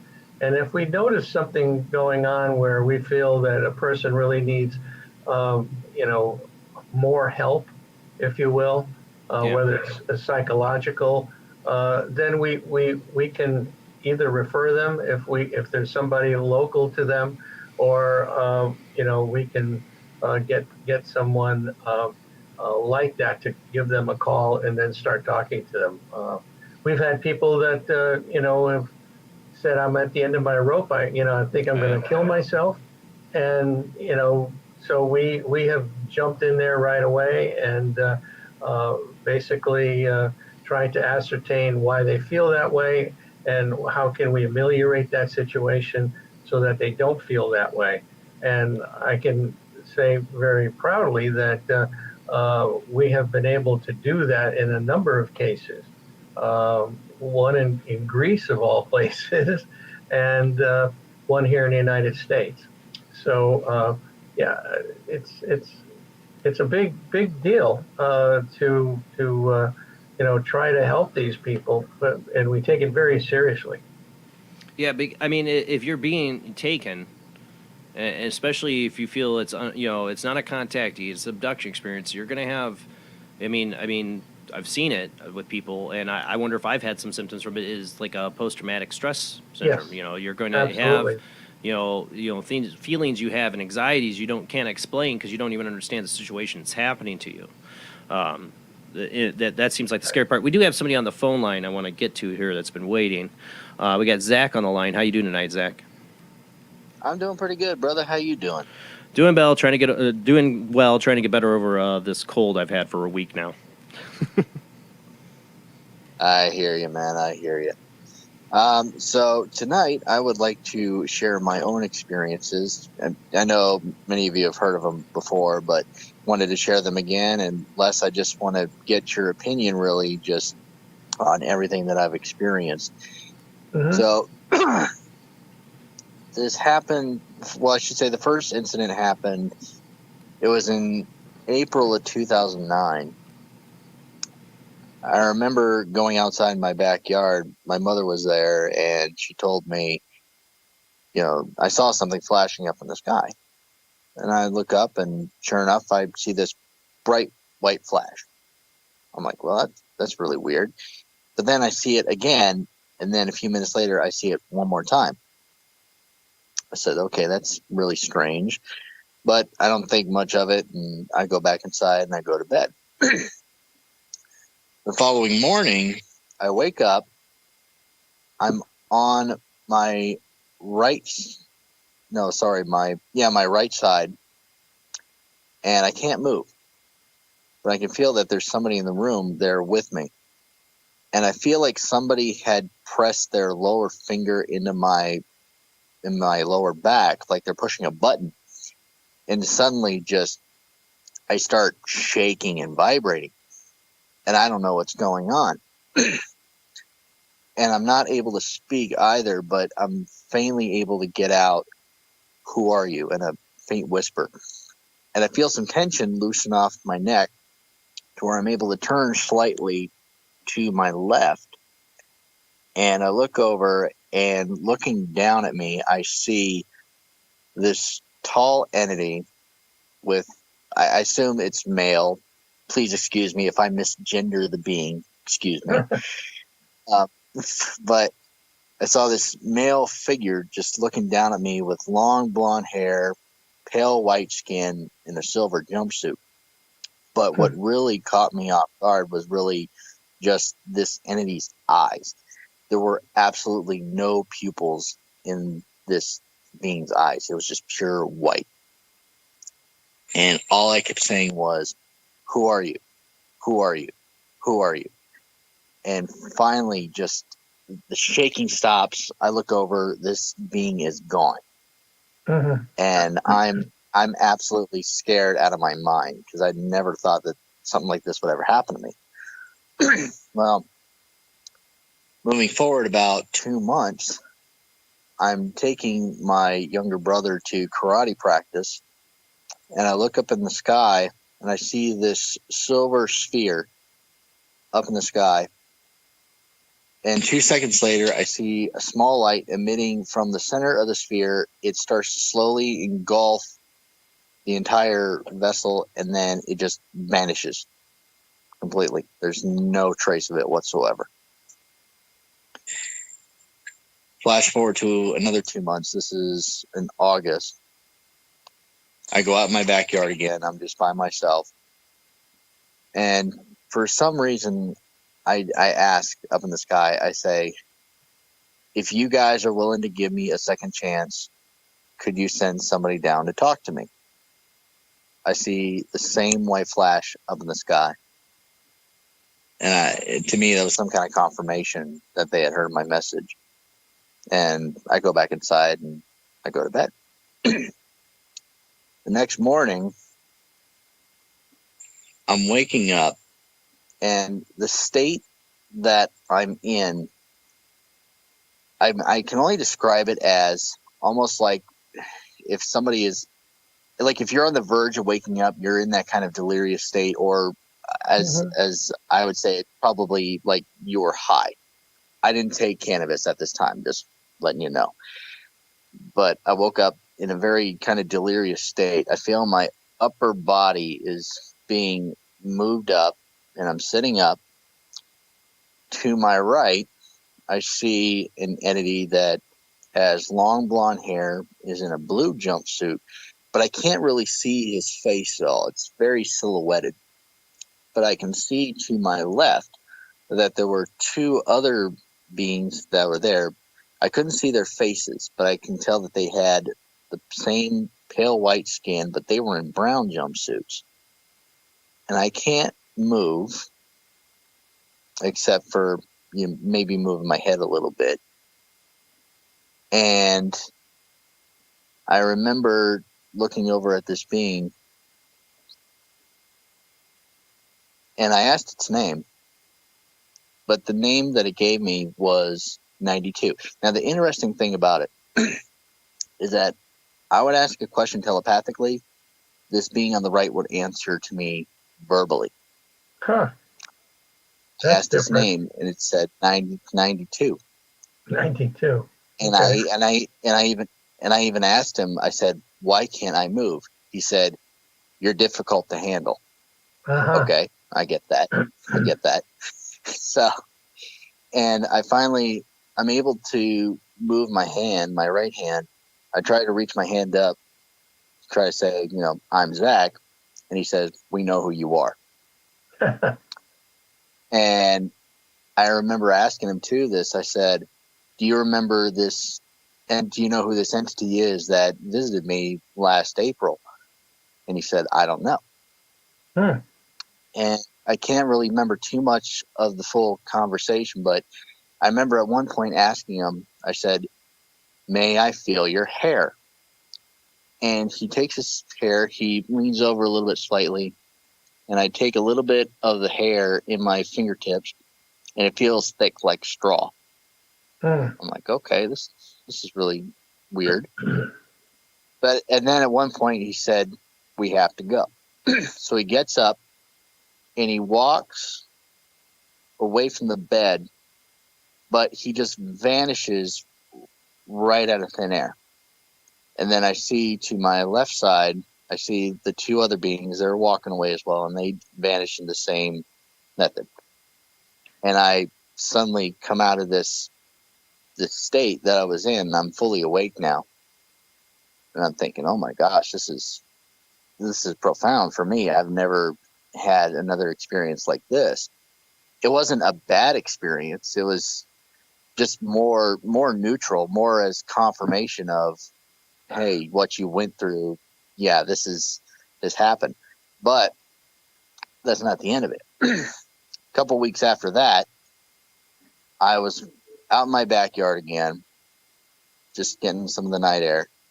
And suddenly I see this military jet. It's coming in from the west side. Now, I live in Mesa, Arizona. Luke Air Force Base is on the other side of Maricopa County.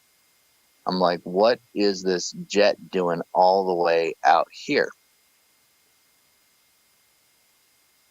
As the jet is coming in from the west side, I see immediately there's a series of bright white flashes that are right behind the jet. Mm-hmm. And off the distance, there was another, I guess you can say, vessel. It would also emit these bright white flashes. Now, when one object would flash, immediately the other one would follow. And I'm seeing one of these flashes of light is chasing the jet. It's turning around. It's going north, but it slowly starts turning around in front of my home. And then suddenly one of them just shoots right up into the sky. The other vessel stops flashing, and then the jet heads back west. And since then, I haven't had any kind of other contact experience, but at least to me, I don't know where these beings came from. All I know is that in some ways they were able to communicate with me. And in my personal belief, I also believe that the government, though, was aware of what was going on. I agree with you, Zach. It's the military jets following these things. That happens quite frequently. Just like the big incident with the back in 2004 with the Nimitz, where the jet pilots were in contact with these objects. There's something going on, Zach. There's no question about it. And you've had some really interesting experiences, to say the least. Some of the debunkers want to talk about hypnopompic or hypnagogic things. When you first go to sleep, you can see entities, or when you wake up, when you first wake up, and you're in that kind of middle stage state. Where you're not quite awake, but you're not asleep, so you're in between. And but that doesn't mean that these things aren't real, and that there's something that's really going on there. There's all kinds of theories about where these entities are from, whether it's extraterrestrial in nature, or interdimensional, or time travelers, or all kinds of possibilities. But you've sort of had a neutral kind of an experience where seemingly you haven't been messed with in any negative way, which is great. And question for you: after you've had that initial thing where you felt something in your back, lower back, have you been able to examine that area at all to see if there's something going on there? No, I haven't. I mean, there's no back pain that I have. I mean, I've had X-ray. Well, I wouldn't say X-rays, but I've had like ultrasounds done on me for other medical reasons, and there's no abnormalities whatsoever that could be detected. I was kind of referring to perhaps some type of a mark or scar or something like that in that area where you felt it. Whether or not you might have had an implant put in or something at that point as well. But it might be something to at least take a look in the mirror, to see if there might be something else going on there. But your case, I mean, people talk about those scenarios a lot, where they're in bed, they have this paralysis that comes on, and then they see these entities, and then a lot of times they're floated out of their bed and into a ship, and then procedures are done, etc. But you've had a pretty benign type of an experience, and I think that there's the only thing that I could think about was when you mentioned being poked in the back, whether or not there's something going on there. Yeah, I wouldn't really describe it really as poking. It was just more like somebody was pressing a button just right in my back. Maybe you're a robot. Like Small Wonder, shit. Or Data. Well, if I am a robot, then obviously I'm a free thinking robot. Well, thank you, Zach, so much for calling in and sharing that experience tonight. Yeah, thank you very much, Zach. Appreciate it. Thank you very much, Les, for sharing your insight on this. Love hearing everything that you're saying, man. All right, everybody, you have a good night, all right? Yeah, have a good night, Zach. So you talk about skeptics and what they bring up. I know some skeptics have brought up like the God helmet by Stanley Quarren, or was the Quarren helmet, and Michael Persinger was the researcher on that did a lot of experiments, religious and in alien abduction experiences. People seem to it stimulates the temporal lobes. This helmet, whatever, it's a neuroscience that came up with this, and they have like religious experiences to alien experiences with this helmet. And skeptics will go, see, that's just the brain. That's just the brain making all this up. And then they'll also point to things like ayahuasca, people having DMT trips and having these experiences. I can't argue with the fact that they say that people do have these weird experiences, but maybe there's more to it than that, Yeah. Well, one of the things you brought up and that we looked at in the omega-3 study was the fact that the temporal lobe activity for experiencers was different than the control group. And as far as the, what was it? I made a note here. I just lost my train of thought. It's late, I understand. Yeah, it'll come back. Well, I always thought, I do think the experience, we do have to ask the question, are these people having a spiritual experience or an alien experience, or is there really just semantics here? Is it a mental experience? Not saying it's not real. I'm not saying that. I've always wondered about the possibility of aliens, because my experience, and that's the reason I asked this, with the shadow person, is I was being taken out of my body by this thing and shown things. And some of the times that people talk about these experiences, does seem like sometimes it's not their being, that they could just be their soul. I mean, if aliens have control over reincarnation, they could just they could leave your body there and take your soul out and examine it and put it back. What are these experiences? Are they all physical, or are some of them interdimensional experiences and spiritual experiences? Well, I talk about Persinger, by the way. That's the thought that I forgot about.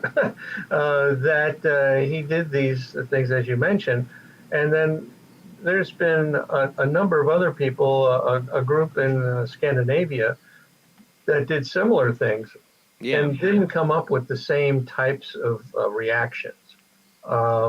And a woman, I can't remember her name right now, but it's in the book, that did the same thing, and her experience was such that she did not believe that these things were really being created just by electromagnetic pulses going into her brain.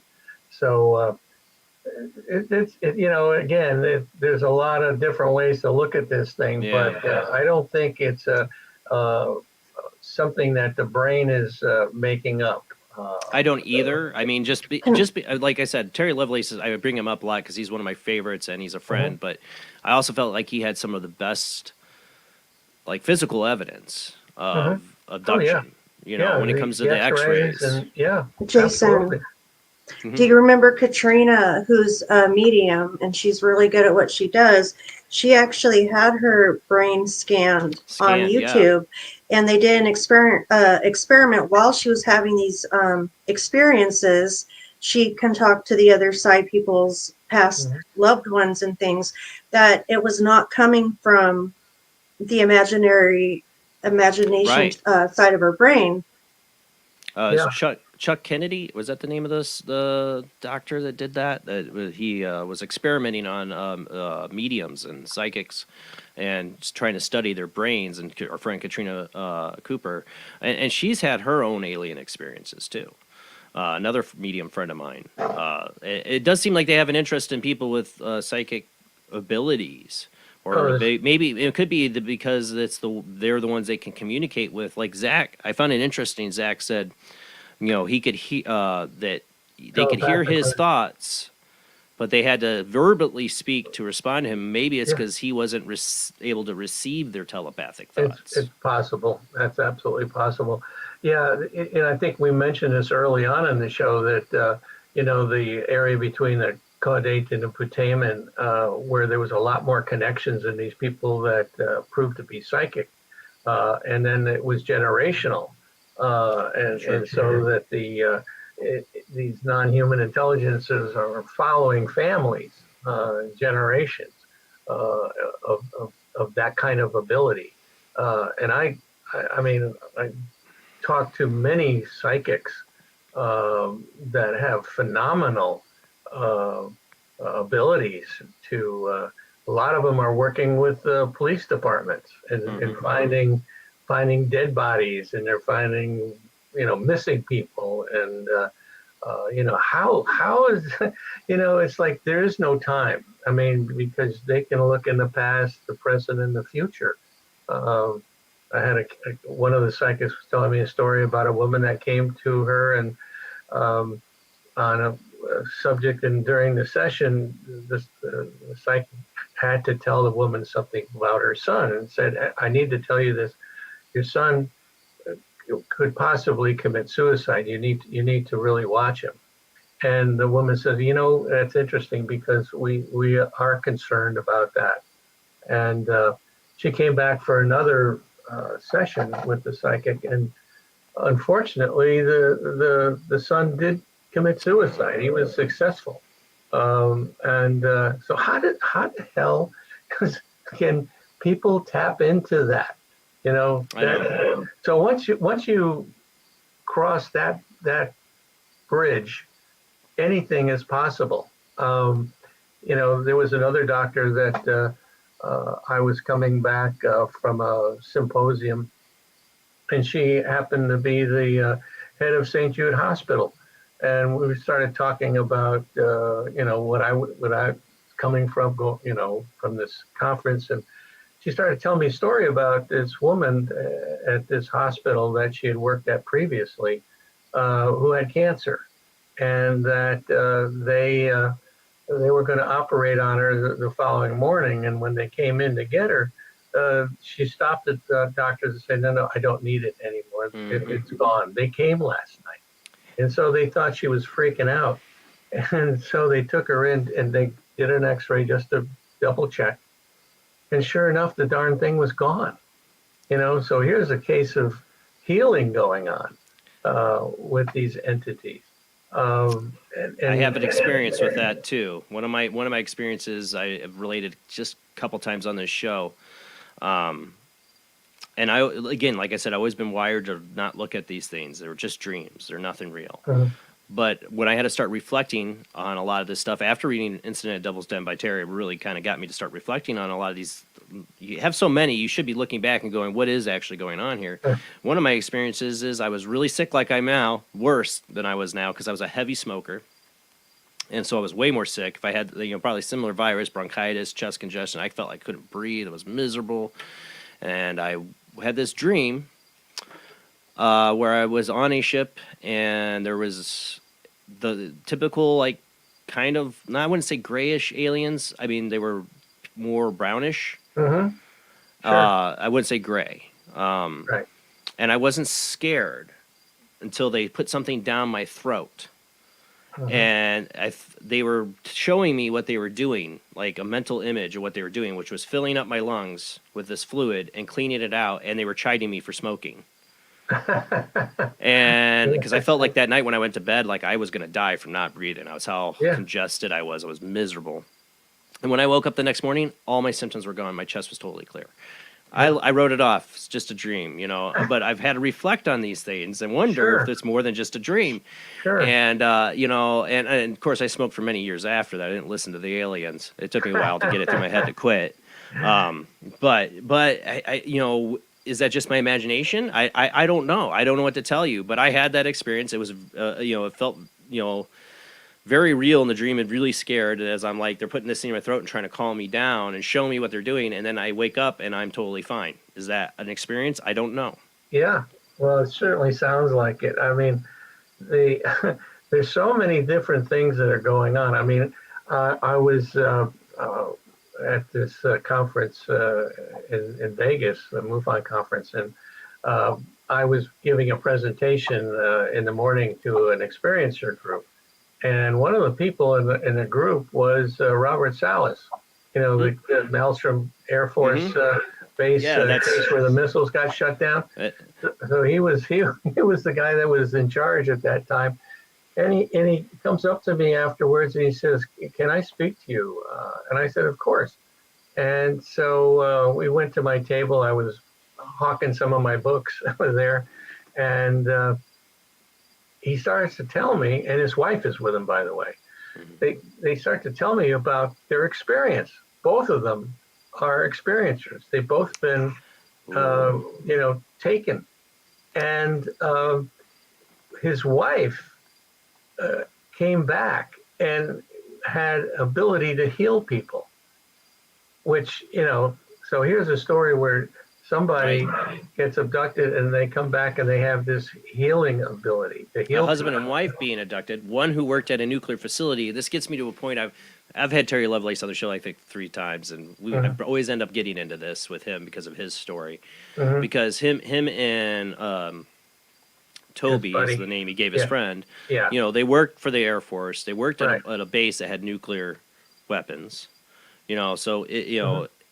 And they saw a UFO before the incident at Devil's Den. They saw a UFO, a triangle UFO. And, you know, in the book, you know, Terry, he doesn't speculate much, but one thing he did kind of speculate on is maybe Toby was an experiencer before. And then you look at the interview where you look at the time when he's brought in and they put hallucinogenic drugs in him and try to interrogate him with this colonel, this medical person, who seems to know about alien abduction during the, you know, when he's talking to him. I know people go watch my Incident at Devil's Den interviews with Terry Lovelace, and read the book. But they seem to know about it. And what I speculated to Terry, and like I said, he doesn't like to speculate much, so I mean, his thoughts were, you know, he had thoughts on it, but listen, you guys were both in the Air Force. Possible, you know, Terry definitely childhood abductions happened. Possible Toby was. And then you look at people like, just forgot the name, but from Maelstrom. Yeah, having this. There's other people. Look at the Rendlesham Forest incident. Okay, say you're an alien race and you're concerned about humans and our nuclear capabilities and what we're going to do with it, and you have people you're abducting or whatever, and since childhood, okay, and you could possibly influence these children to grow up and join the military service and take directions and paths that put them close to the things you want to see, like nuclear installations and stuff. I mean, you got to think this is how a military mind would look at this if they started realizing that people in the service are having abduction experiences. If they start documenting this and realize this is a true phenomenon, the military would think, are these like Manchurian candidates or secret cells by aliens? I know this is getting way out there, but to spy on us, spy on what the military is doing. Yeah, I think that you know, that could be a possibility. But we don't have any definitive proof either way. I know the government is. Lou Elizondo even mentions this, that they have worked with abductees and from the military. So you know, maybe Terry's case was one of those. I don't know. I don't know how far back Lou went in that regard, but yeah, they're interested. And they're just not saying anything at this point. Again, because they can't control it. There's no control that they have over this phenomena, and they're afraid that, you know, the powers to be will not be the powers to be because of that. Well, I know from different stories. I remember Nick Redfern had a case he covered with a person who said that they got picked up by military officers, basically, or I didn't say military. They were, you know, black, you know, white van, black uniforms. Wouldn't say what military branch kind of deal, but they were telling him that they couldn't, you know, they were forceful with him because they don't know when he could flip a switch because he's part of an alien cell. Like basically, abductees are secret. Not a cell, but what do you want to call it? Like they could be used by the aliens to do something. You know, they have implants. You know, this is totally sci-fi sounding and all that, but there are definitely abduction experiences that people have where they're abducted by aliens, and then another night they're suddenly in a military facility and they're lined up with a bunch of other people, and it seems like the military's now involved. And, you know, the MyLab experience. Yeah. And it makes you wonder. I always talk about this Taken series by Steven Spielberg, and I don't think it was like dead on accurate, but I always feel like Spielberg has a little insight, maybe. But in that, one point, and it follows generations of abductees and generation of military family that get control of all this. They find out the signal that the implants is carrying, and they can go and track all the abductees. They know who all the abductees are, and they can keep an eye on them. You know, when the military is involved, it makes you wonder. I know I've talked about it on the show. I was on the phone with Terry one night, and we were talking about stuff that we haven't talked about on this show, and I can't talk about, that he was telling me, and I had given him some of my thoughts on it. And it wasn't not like 25, 30 minutes later, there's this big sound outside our house. My wife's like, "What is that?" And we've had helicopters fly over this house before. We're in an air destination. The hospital was down the, you know, is not far from us, so sometimes there's an emergency rush, but you never see them fly this low or hear it that loud. I go out, as soon as I open my door, and it'd been gone up for 5 minutes before I decided I'm going to go out and look what the hell this noise is. And it didn't change sound level-wise. It was really loud, but as soon as I opened my door, this helicopter right over my tree line, way too low to be flying. I could see the red lights, tail lights on it, goes flying over my trees and takes off. But it had to have been hovering over my house for about 5-6 minutes before I finally said, okay, I'm going to go look. Because we thought, first thought, yeah, it's a helicopter, but why is it just hovering over our house? Come to find out from Terry, I mentioned this to him later on, that he was having, of course, he started sending me photos and stuff of helicopters over his house and family members' houses of his. That this is an experience they're having. And I'm like, if that was a military helicopter, it was only 20, 30 minutes after we got off the phone. And why would they care to buzz my house? None of it makes sense to me, but I had this experience. Yeah, no, it's a common thing, believe it or not. Yeah. With, you know, and you wonder how, you know, you mentioned the implants. Well, you know, the late Dr. A.E.R.C did a lot of research on that, and they found that a lot of these implants were broadcasting in an FM band, and so Terry had that experience too. Yeah, and so it certainly could be a tracking device. It could be a manipulation device of some sort. And I heard that one the other day that they're monitoring pollution levels in the person, which again, that's not a bad point. Maybe there's a lot of things I think they should be monitoring about what we're doing to ourselves with pollution, genetic modification in our foods, pesticides, you know, all the other stuff we're experimenting with and feeding on ourselves, especially here in America. If they're monitoring us or care about us, I'm sure that's something they got to be checking out. Some people say that's why there's the cattle mutilations. You know, that this is something they're monitoring that has to do with us. I mean, we do consume a lot of beef in this country. If it's about that, I don't know. Yeah, we have a lot to worry about, and you know, one of the things that the people that have had contact come back with, almost without exception, is the fact that the entities are telling them we need to be better stewards of the planet. We need to be better to one another. We need to love one another. I mean, it's all wonderful, positive stuff. And in that regard, I think they're saying the right thing. But then they do all these evasive things to people and terrorize people, and so we're just not at the top of the food chain, folks. Well, I mean, that's always the comparison it's made. Is look how we bag and tag animals in the wild, and how we treat cattle, and they're just doing to us what we do to other life forms we feel are inferior. Yeah, and I definitely get that point. But at the same time, we have people like Terry's experiences. I feel that they're obviously where we're conscious. We make choices. We're beyond just an animal. So I don't think that gives them a free ride to do what they're doing.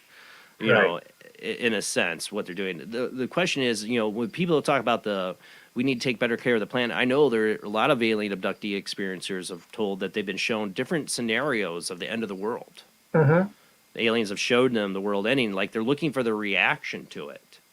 And sometimes it seems like with some of the people's experiences. People in the support group,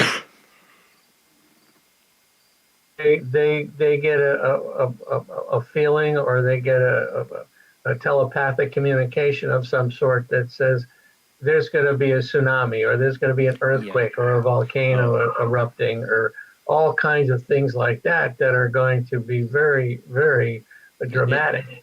The tsunami thing is what gets me when you say that. Is one of my most reoccurring nightmares is a tsunami. I live in Indiana. I live by Lake Great, the Lake Michigan, but you don't have to really worry about tsunamis there, But I always have I've had this reoccurring dream for a long time where I'm on a beach with everybody I care about and love, and there's this, Hollywood special effects super wave coming at us, and I am helpless to save everybody on that beach. That's the nightmare, and I've had it so many times I can't even count. So when you say that, that kind of sent chills down my spine, because that's a nightmare I haven't had in a long time. I don't want to have it again. I hate it so much. But it's interesting you say that people are shown that too as part of their yeah. So I got somebody on the phone line I want to get to. We got about 10 minutes before commercial break. We got Dan on the line. How you doing tonight, Dan? I was hoping you were going to call in. Oh. Hey, how long did you say you had before commercial now? 10 minutes. Oh, that's going to be enough time, Jason. All right. We can carry it All over. right. Continue. Go ahead. It's fine. Yeah. Well, hey, Les, how are you? Good. How are you? Good. There's so many things I want to ask. I want to make sure I ask the right questions. And Jason, I know we've talked a lot about this. Dan, take your time. If we have to, I'll carry you over after commercial break, okay? All right. All right, go ahead. I know I've told you things about this, Jason, but there's so much that I haven't, and I know. Like I say, it's insane. But, well, first, Les, I was in a workplace shooting a while back, and after that, there was something that happened during that where somebody or someone intervened that was out of place there, and by the time and everything, if he wouldn't have came out at that moment, I would have been pretty much either dead or would have saw things that probably would have made me that way, I would think. So, there's no other way about it. This person had just perfect timing, and they seemed overly happy to be there for the situation. And you get a lot of repressed things that, slowly over time come back, from that day, and even from the rest of your life, even from, my earliest memory, even crawling around on the floor, that's, just come back. Like, you get all these memories flooding back, and even that day, the more you think about it, it really didn't make a whole lot of sense, because this guy was opening doors that were locked, for one thing. But, yeah, he pretty much deterred me away right at that moment. But anyway, since then, just a slow build-up. And I'll be honest, when there's just a lot of weird things happening. Like I say, Jason, I told you about the ones and the threes, which is just continuous. And I can tell you about an experience the other day. I was out on my deck, and I was just thinking about, these beings that I'd seen, and I was just had this quick thought like, hey, are you still out there? And all of a sudden, these three blackbirds just fly across my view, and they're in like a perfect triangle formation, just right across. And usually anytime you question this, so you'll get something. Whether you see it the first time or not, it'll happen again. Like, hey, dummy. But anyway, what had happened, at first, the repressed memories I've had was, I can say I really had two legitimate UFO sightings. And one was back in, say, 97, 98, when I was living it was a lot with two trailers, kind of off the road, out, it's by an interstate, but it was out on its own. But, I remember this happening, but I kind of just put it aside as, hey, that, it was a weird thing, but I had put it aside for so many years, and then after this, it just one day it just came back, and I remembered more about it. And when it plays in my mind, there's pieces missing, but it's like playing a movie out of order is what it feels like. But the important pieces are missing.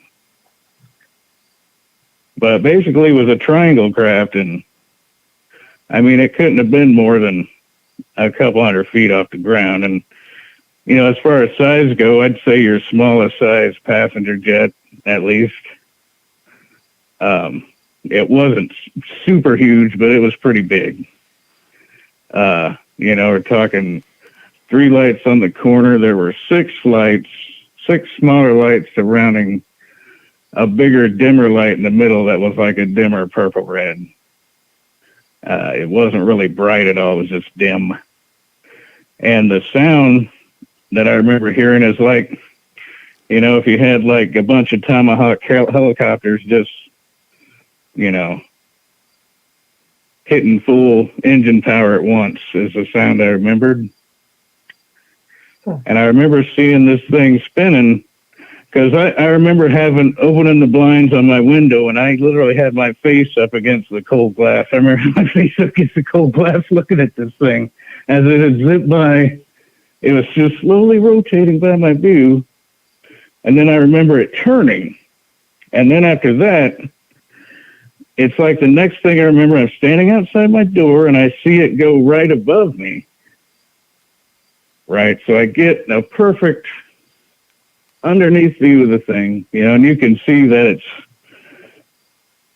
the triangular shape's kind of concaved underneath.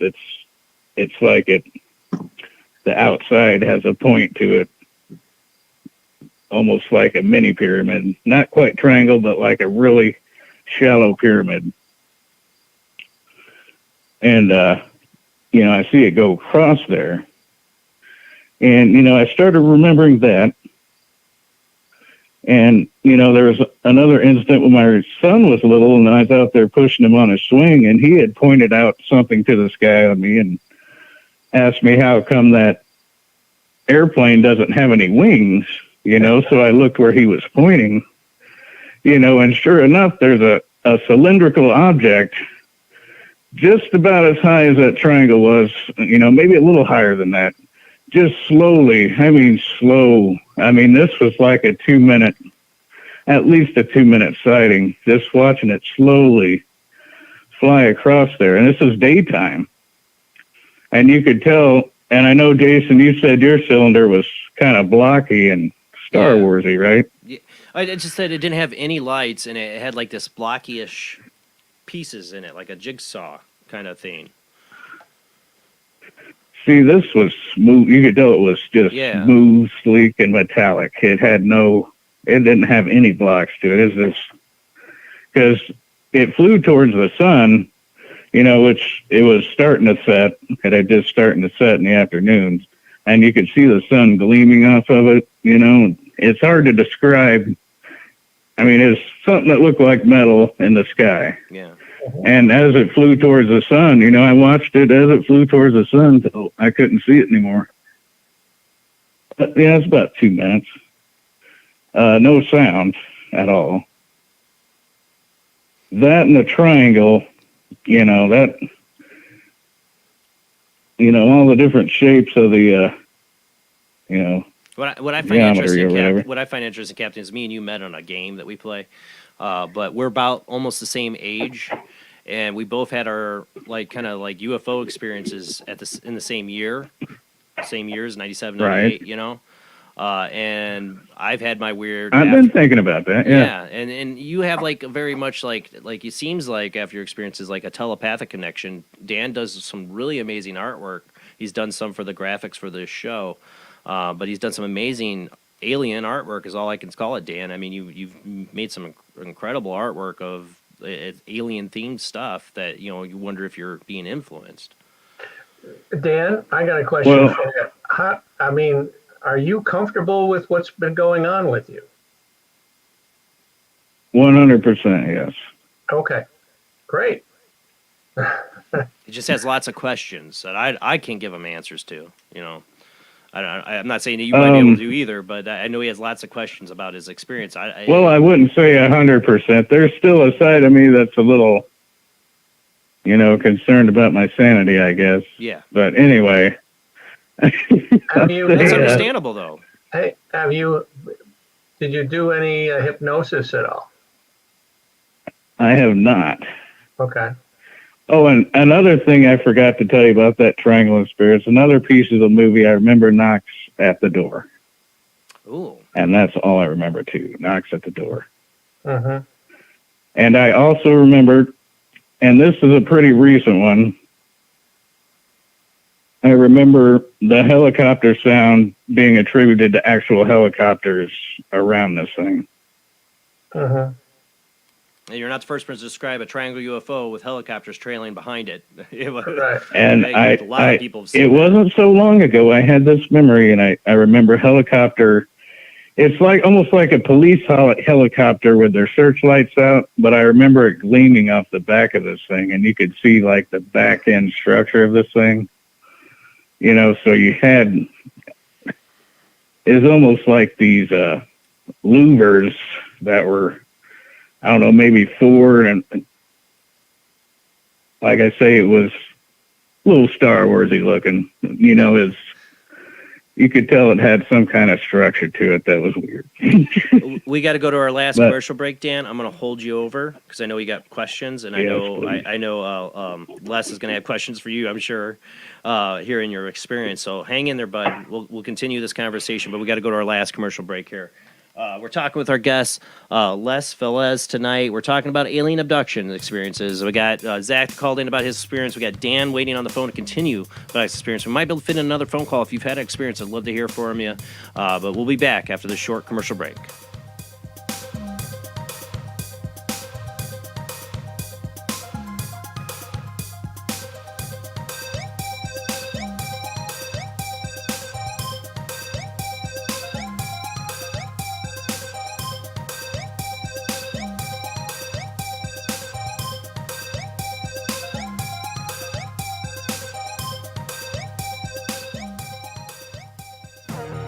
Intercepted a transmission of unknown origin. Transmission?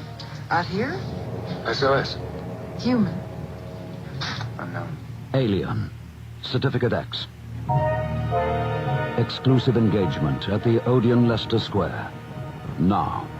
Any systematized transmission indicating a possible intelligent origin must be investigated. I don't want to hear all this. In space, no one can hear you scream.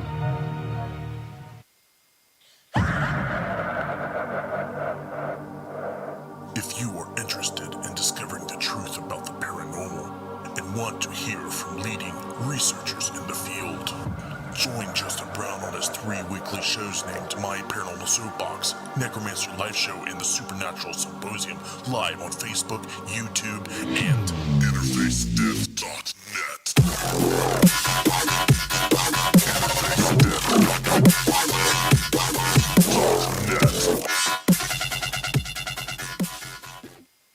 This is an APAC studio presentation. Hi, I'm Barry, owner-operator of Barry's Barometer Barn. Lately, I bet you've been lying awake at night asking yourself, how many barometers do I really need? Well, at Barry's Barometer Barn, we think you need more than one. Otherwise, we're gonna go out of business. Remember, at Barry's Barometer Barn, we don't know the meaning of high-pressure sales. Come on, folks, buy another barometer. I'm trying to put my kids through college, I've got a family to support, and a secret mistress who isn't cheap. Visit Barry's Barometer Barn, 000 Storm Drive. Come on, folks, buy a barometer. I'm Barry's older brother, Larry, and every time one of you people walk past the store without coming in, Barry beats me.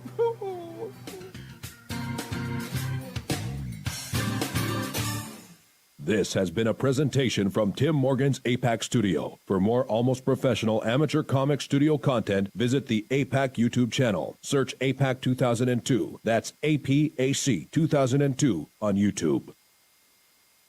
When Alex Gardner is asleep, he has an extraordinary gift. The government wants it, the scientists want it, but to keep it may cost him his life. It might be better if Alex didn't sleep at all, but he cannot resist entering the dreamscape. Can you?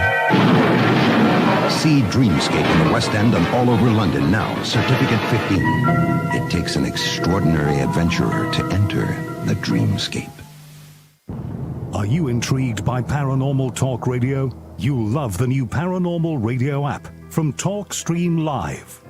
You'll find a great selection of talk shows covering UFOs, ghosts, strange phenomena, and much more. Download the Paranormal Radio app now and start listening to the very best in paranormal talk entertainment, including the network you're listening to right now, the Paranormal Radio app, free in Google Play and the iOS App Store. Join us every Wednesday night at midnight Eastern Standard Time for Weird Wednesday, the live stream, with your hosts Jamie, the Living Dead Girl, and Rob, the Phantom, where we'll talk about all things paranormal, including zodiac, astrology, tarot card and oracle card readings, live ghost boxing and spirit communication, where we'll do Voices from Beyond, the Cold Case Files. So we hope you join us live on Facebook and YouTube every Wednesday night at midnight Eastern Standard Time. We hope to see you there. Bye-bye.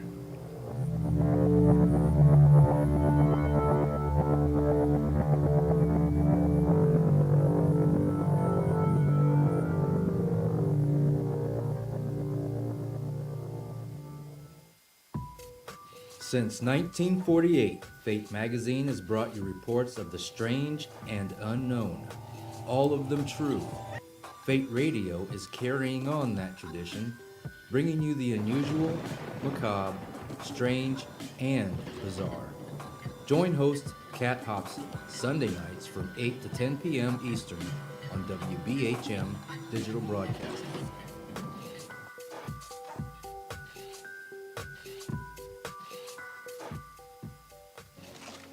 Heat 'em up.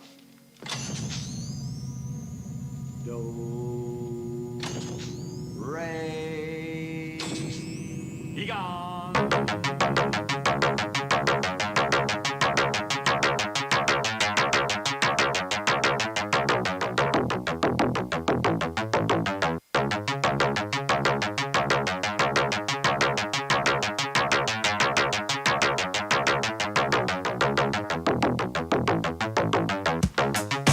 Tonight, you're listening to Paranormal Soup. Our guest is Lester Velez. He is head of OPUS, Organization for Paranormal Understandings.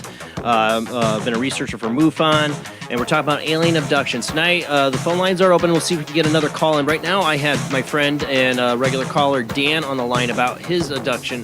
Well, I don't know. We don't know. Abduction experiences, psychic, interdimensional experiences. I don't know. Me and Dan, we're trying to figure this out. I'm trying to figure out my own experiences. I think that's what it is for a lot of people. It's hard to talk about because they don't even understand what's happening to them. And I know my friend Dan's brave enough to call in and share tonight his experiences, and I thank him. And I thank everybody who does join the show and even the chat room and shares their experiences. We all got to start talking about it to get any kind of semblance or idea of what's going on in this strange reality we live in. Because it is strange. You know, people try to make things like, oh, these people are nuts or whatever, but their eyes aren't open. If you're here, your eyes are probably open. That things aren't what everybody tells you they are. That people are experiencing the unusual and strange experiences all the time. They just don't talk about it. And that's why we're here. We're here to talk about it tonight with our guest, Lester Velez, and about alien abductions. We're going to get to Dan here in just a second, but let's go ahead and get back to our guest.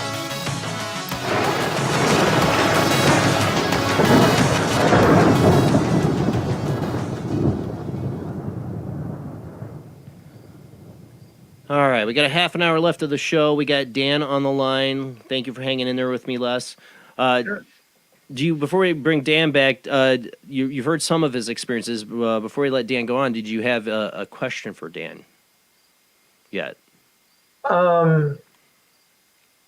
Actually, the question I had was, was he comfortable with what's been transpiring? And his answer was yes, he seems to be. And then I also asked him about whether or not he's been regressed, had any hypnotic work done on him, and he said no. So some of these things might be something you might want to consider if he wants to maybe dig in a little bit deeper. But as I mentioned earlier, too, sometimes you may find out things you don't want to know. Anyway, but Dan, please go on. Yeah. You still there, Dan? Uh-oh, we lost Dan. Dan, are you there? Can you hear me now? I hear you. We hear you. All right. I think I had to mute it or something. Okay. All right. But, yeah, right now it's weird, but it seems to be in a positive kind of way. I'm trying to think of where to start it. Yeah, since this whole incident, because I suffer a lot of PTSD and anxiety from that.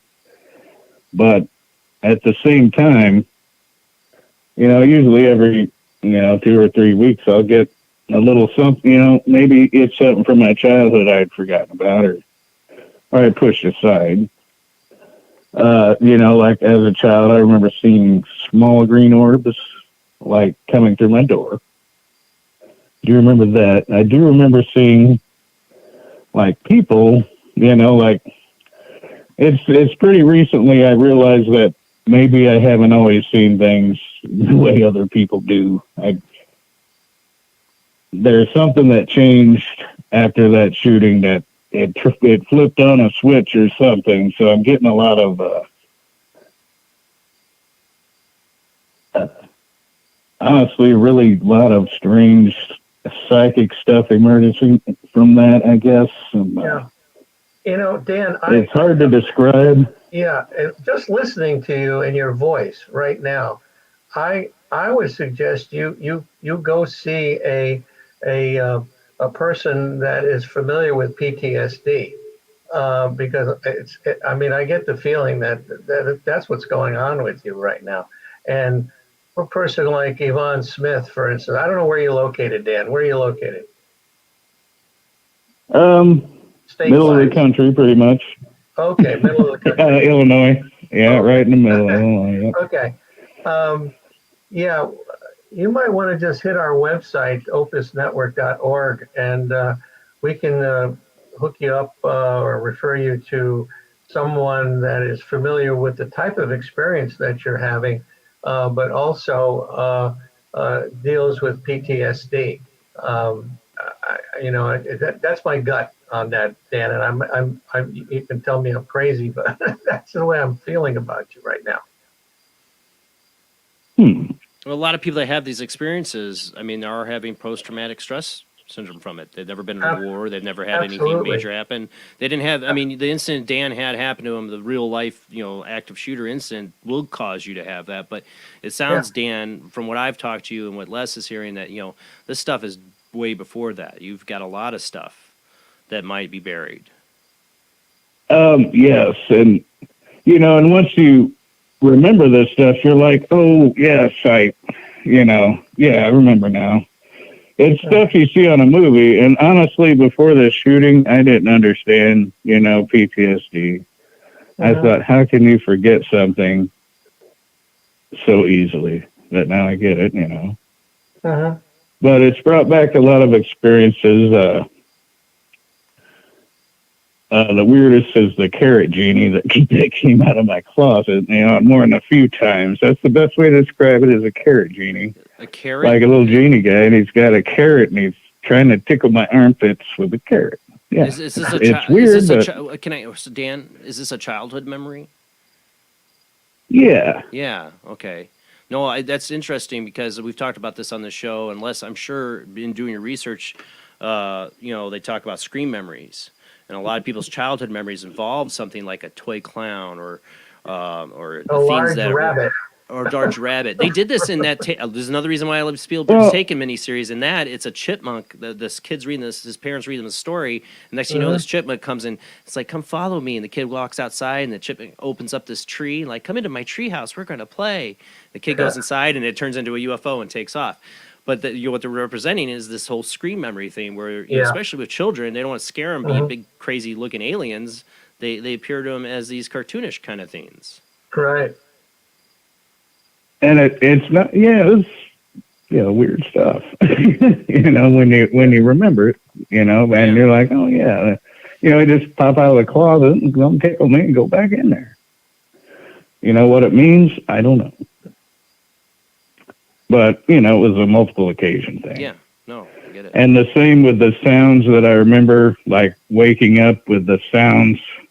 It was almost like when you're waking up, like we were talking about earlier, we're not quite awake, but you hear this leftover sound. It almost sounds like a cat purring, but in a technical sense. A technical cat purr. More like and it just like slowly keeps going, and then it fades out slowly, like in your ear. I remember that happening a lot. Yeah, but I don't want to take up all your time, but.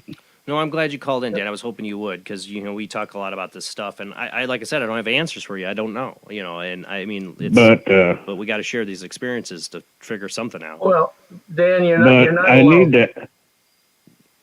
You're not alone. But I need to talk to him about these beings. I haven't got to that part yet. All right, I want you to get to that part because we're going to run out of time. So go ahead, Dan. Yeah, and since then, at first.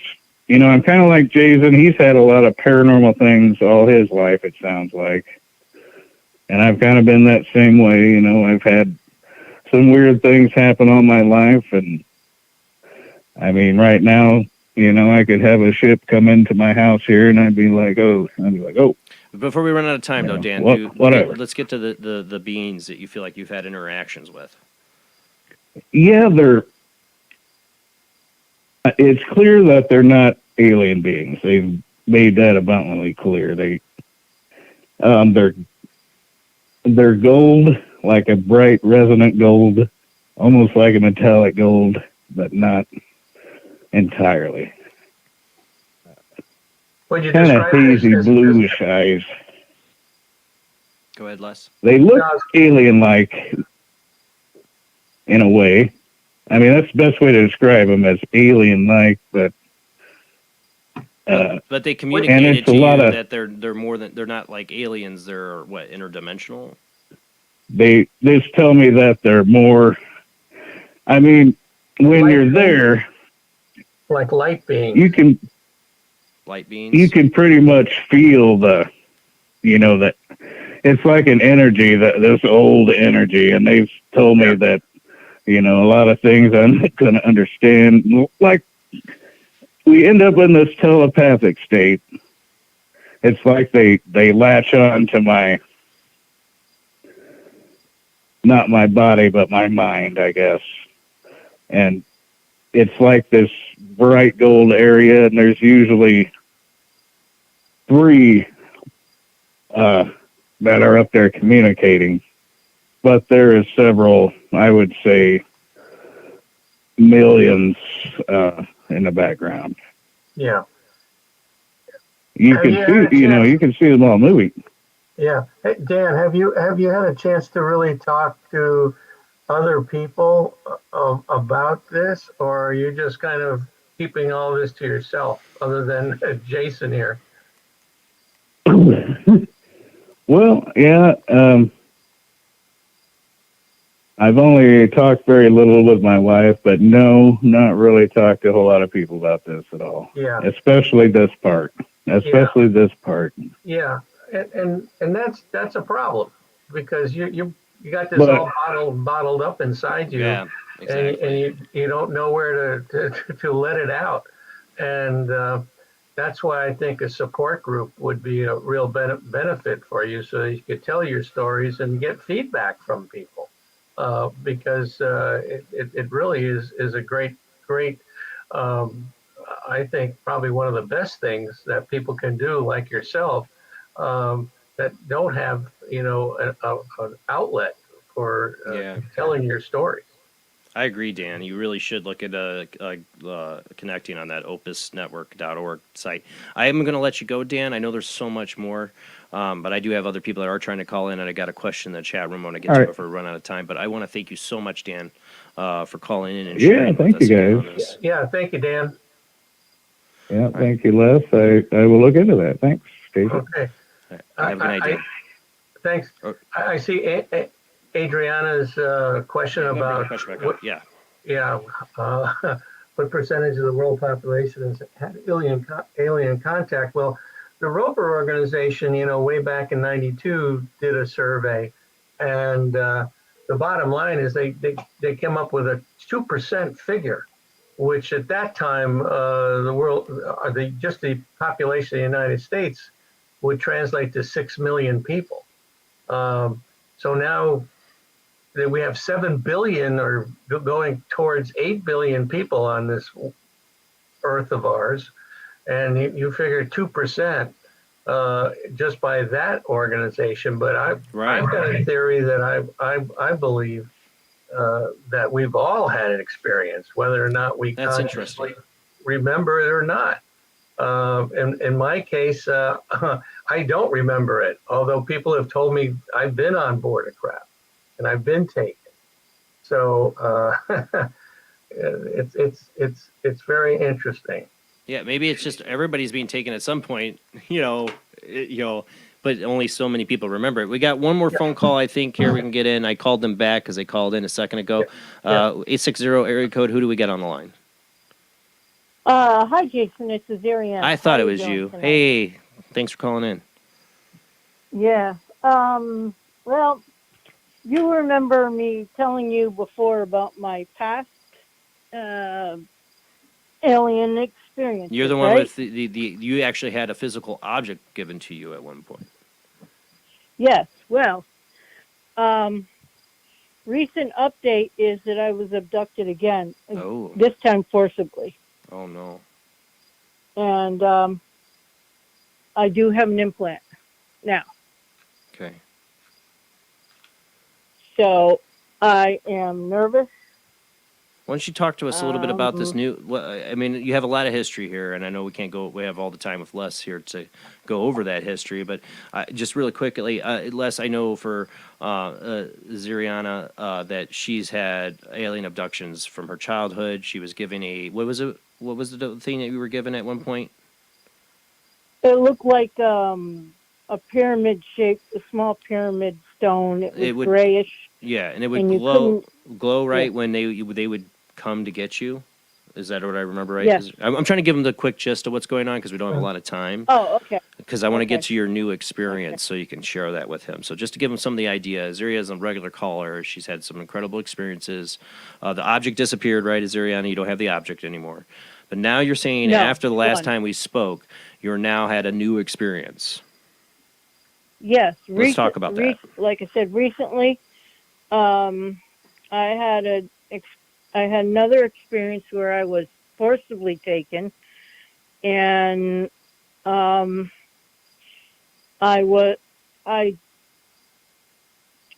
don't remember the ship at all, but it was all, what was it? It was, it was disguised.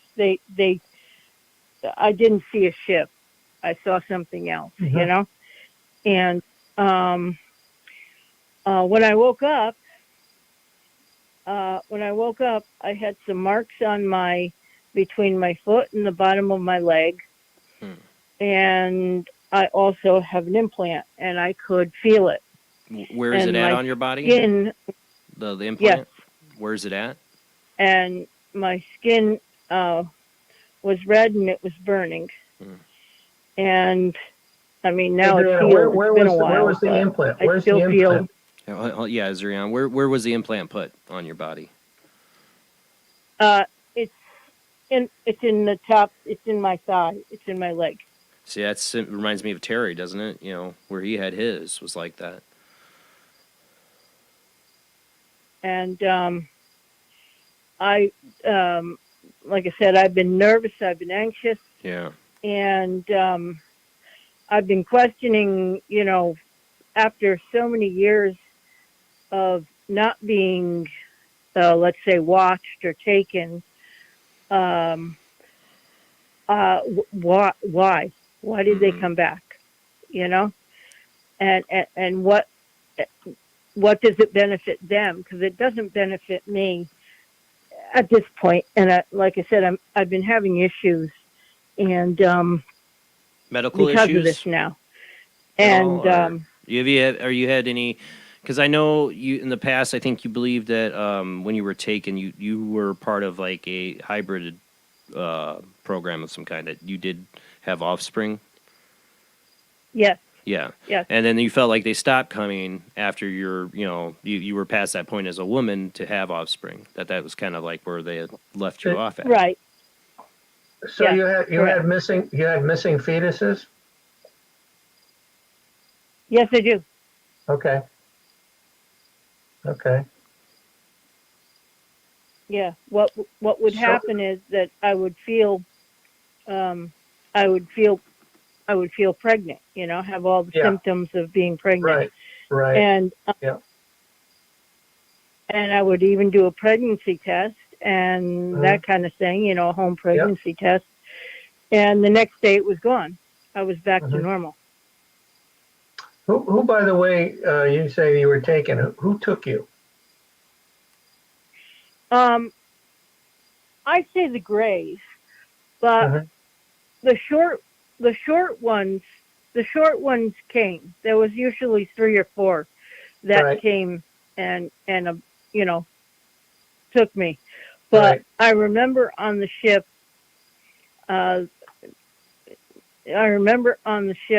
they were tall. They looked like Greys, but all stretched out. Yeah, like a thin, And longer version of it. But was the skin color different a little bit too, though?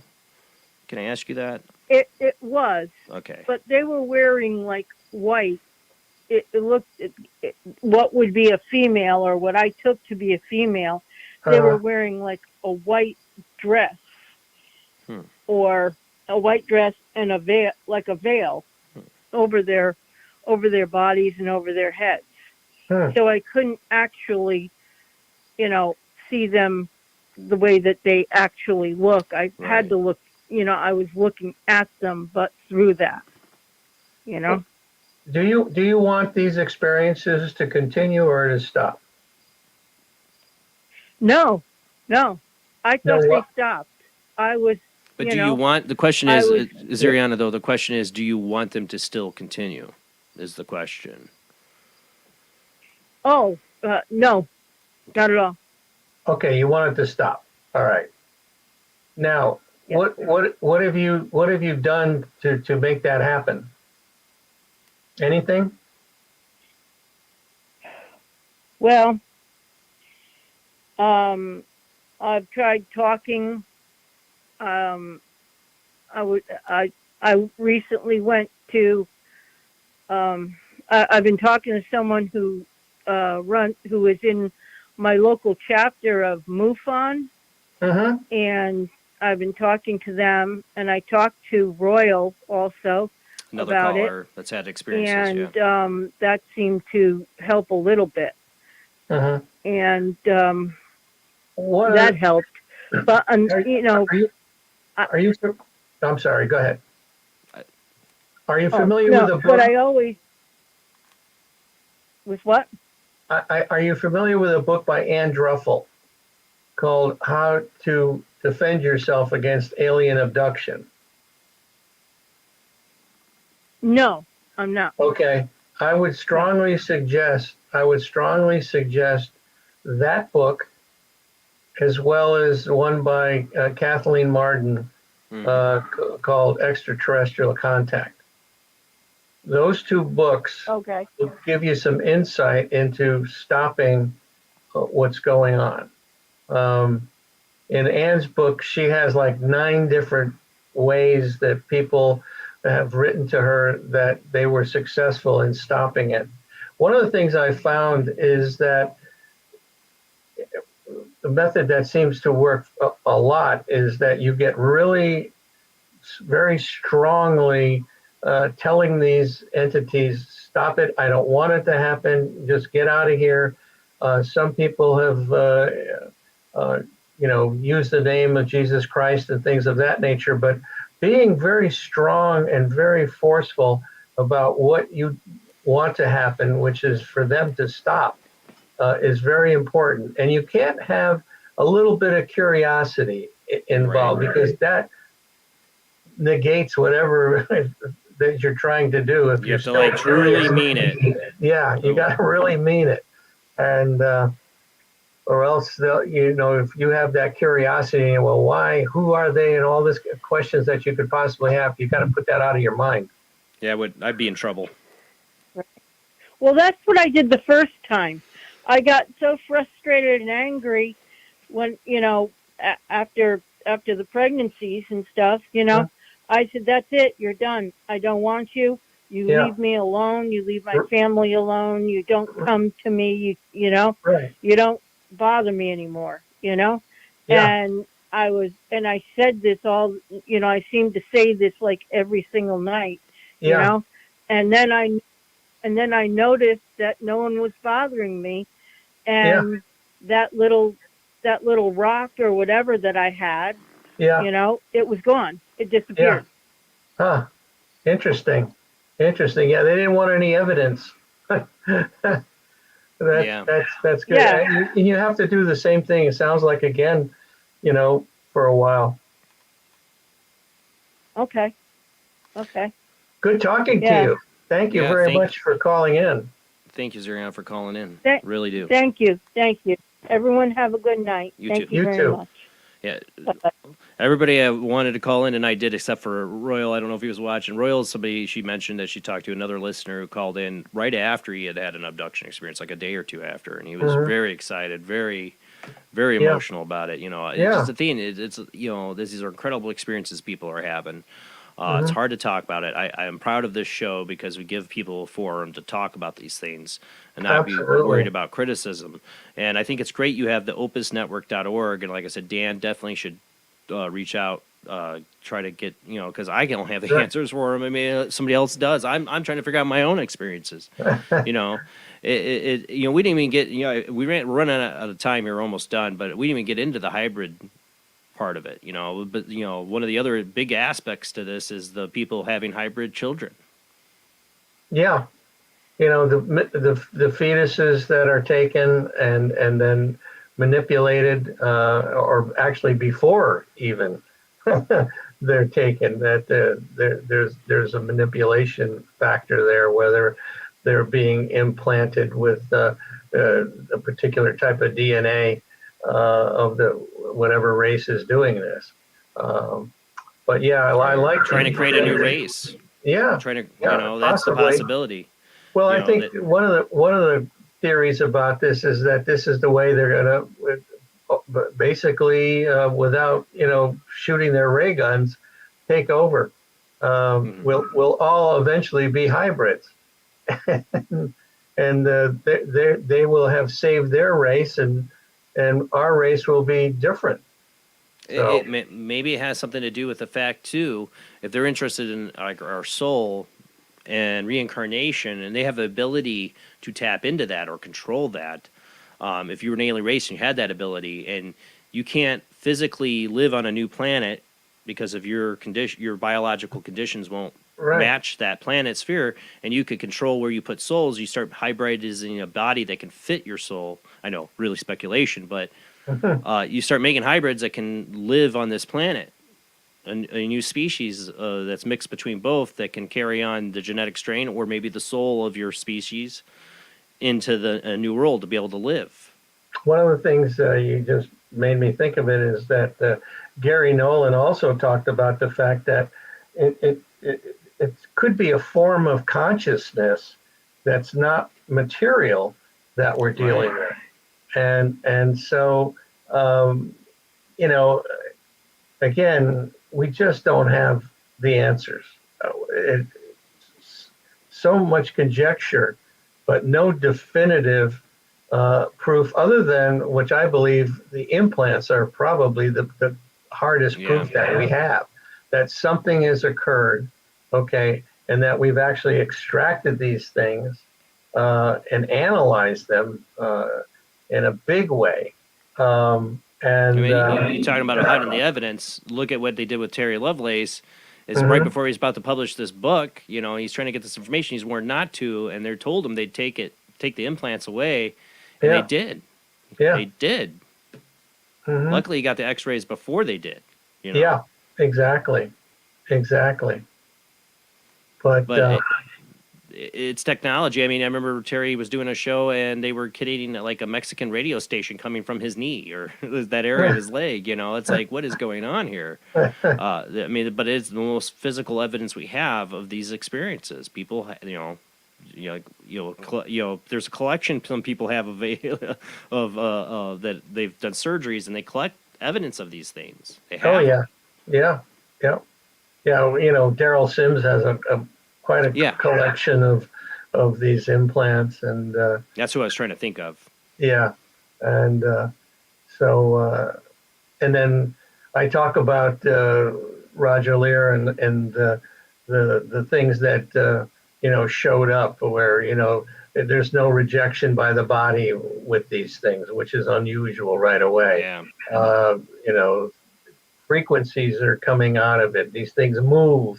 There's isotopic ratios that are not earthly in nature after they've been analyzed. I mean, it's just a whole bunch of stuff. And to me, that's major proof.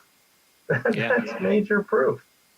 Yeah, that's why we've had the implants on here of Terry Lovelace, showed the pictures and everything. I think this is one of the most well documented on that. But there's probably so many other people out there that have this. Absolutely. That nobody's hearing about or knows about. They keep it secret. Well, the thing that's happening now, ever since COVID shut everything down, that people like yourself are doing shows like this, which are getting the word out. And there's so many shows that are focused on this topic. And so I thank you for what you do to give me a forum to get the word out of what we're doing. And then, of course, this goes out to, your audience. And so that, you're giving them a platform to tell their stories, which is wonderful. I mean, it's just the great thing that you're doing. 7 years strong. I hope we keep going. Well, thank you, Les, for being on the show tonight. It was a true honor. So much more we could talk about. I'd love to have you again to talk about more on this experience and give more people a chance to call in. But like I said, it's a true honor to have you on the show. But that is it. Show's done for the night. We will be back next week. Definitely check out opusnetwork.org is the website, correct? You're right. And the homepage has my book on there. The Unknown Other and the Existential Proposition of I want to Alien get that. Contact. And all the proceeds of that book sale go directly to Opus. I don't get a penny. Awesome. Well, again, That's thank my you, Les. contribution to the cause. I will definitely. I want to check out that book. It sounds very interesting. But that's it for the show, guys. We'll be back next Sunday with Dan Baldwin and George Sewell. We're going to talk about all things weird, strange, unusual, alien abductions, paranormal experiences with those guys as researchers. Next week, same bat time, same bat channel, 10 p.m. to 1 a.m. Central, 11 p.m. to 2 a.m. Eastern, 8 p.m. to 11 p.m. Pacific time. Check us out on Facebook, YouTube, and Twitch. Don't forget to follow and subscribe.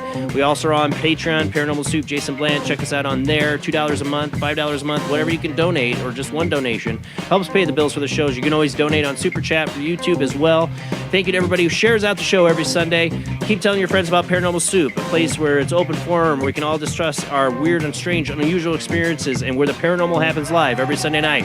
All right, guys, have a great night. See you next week.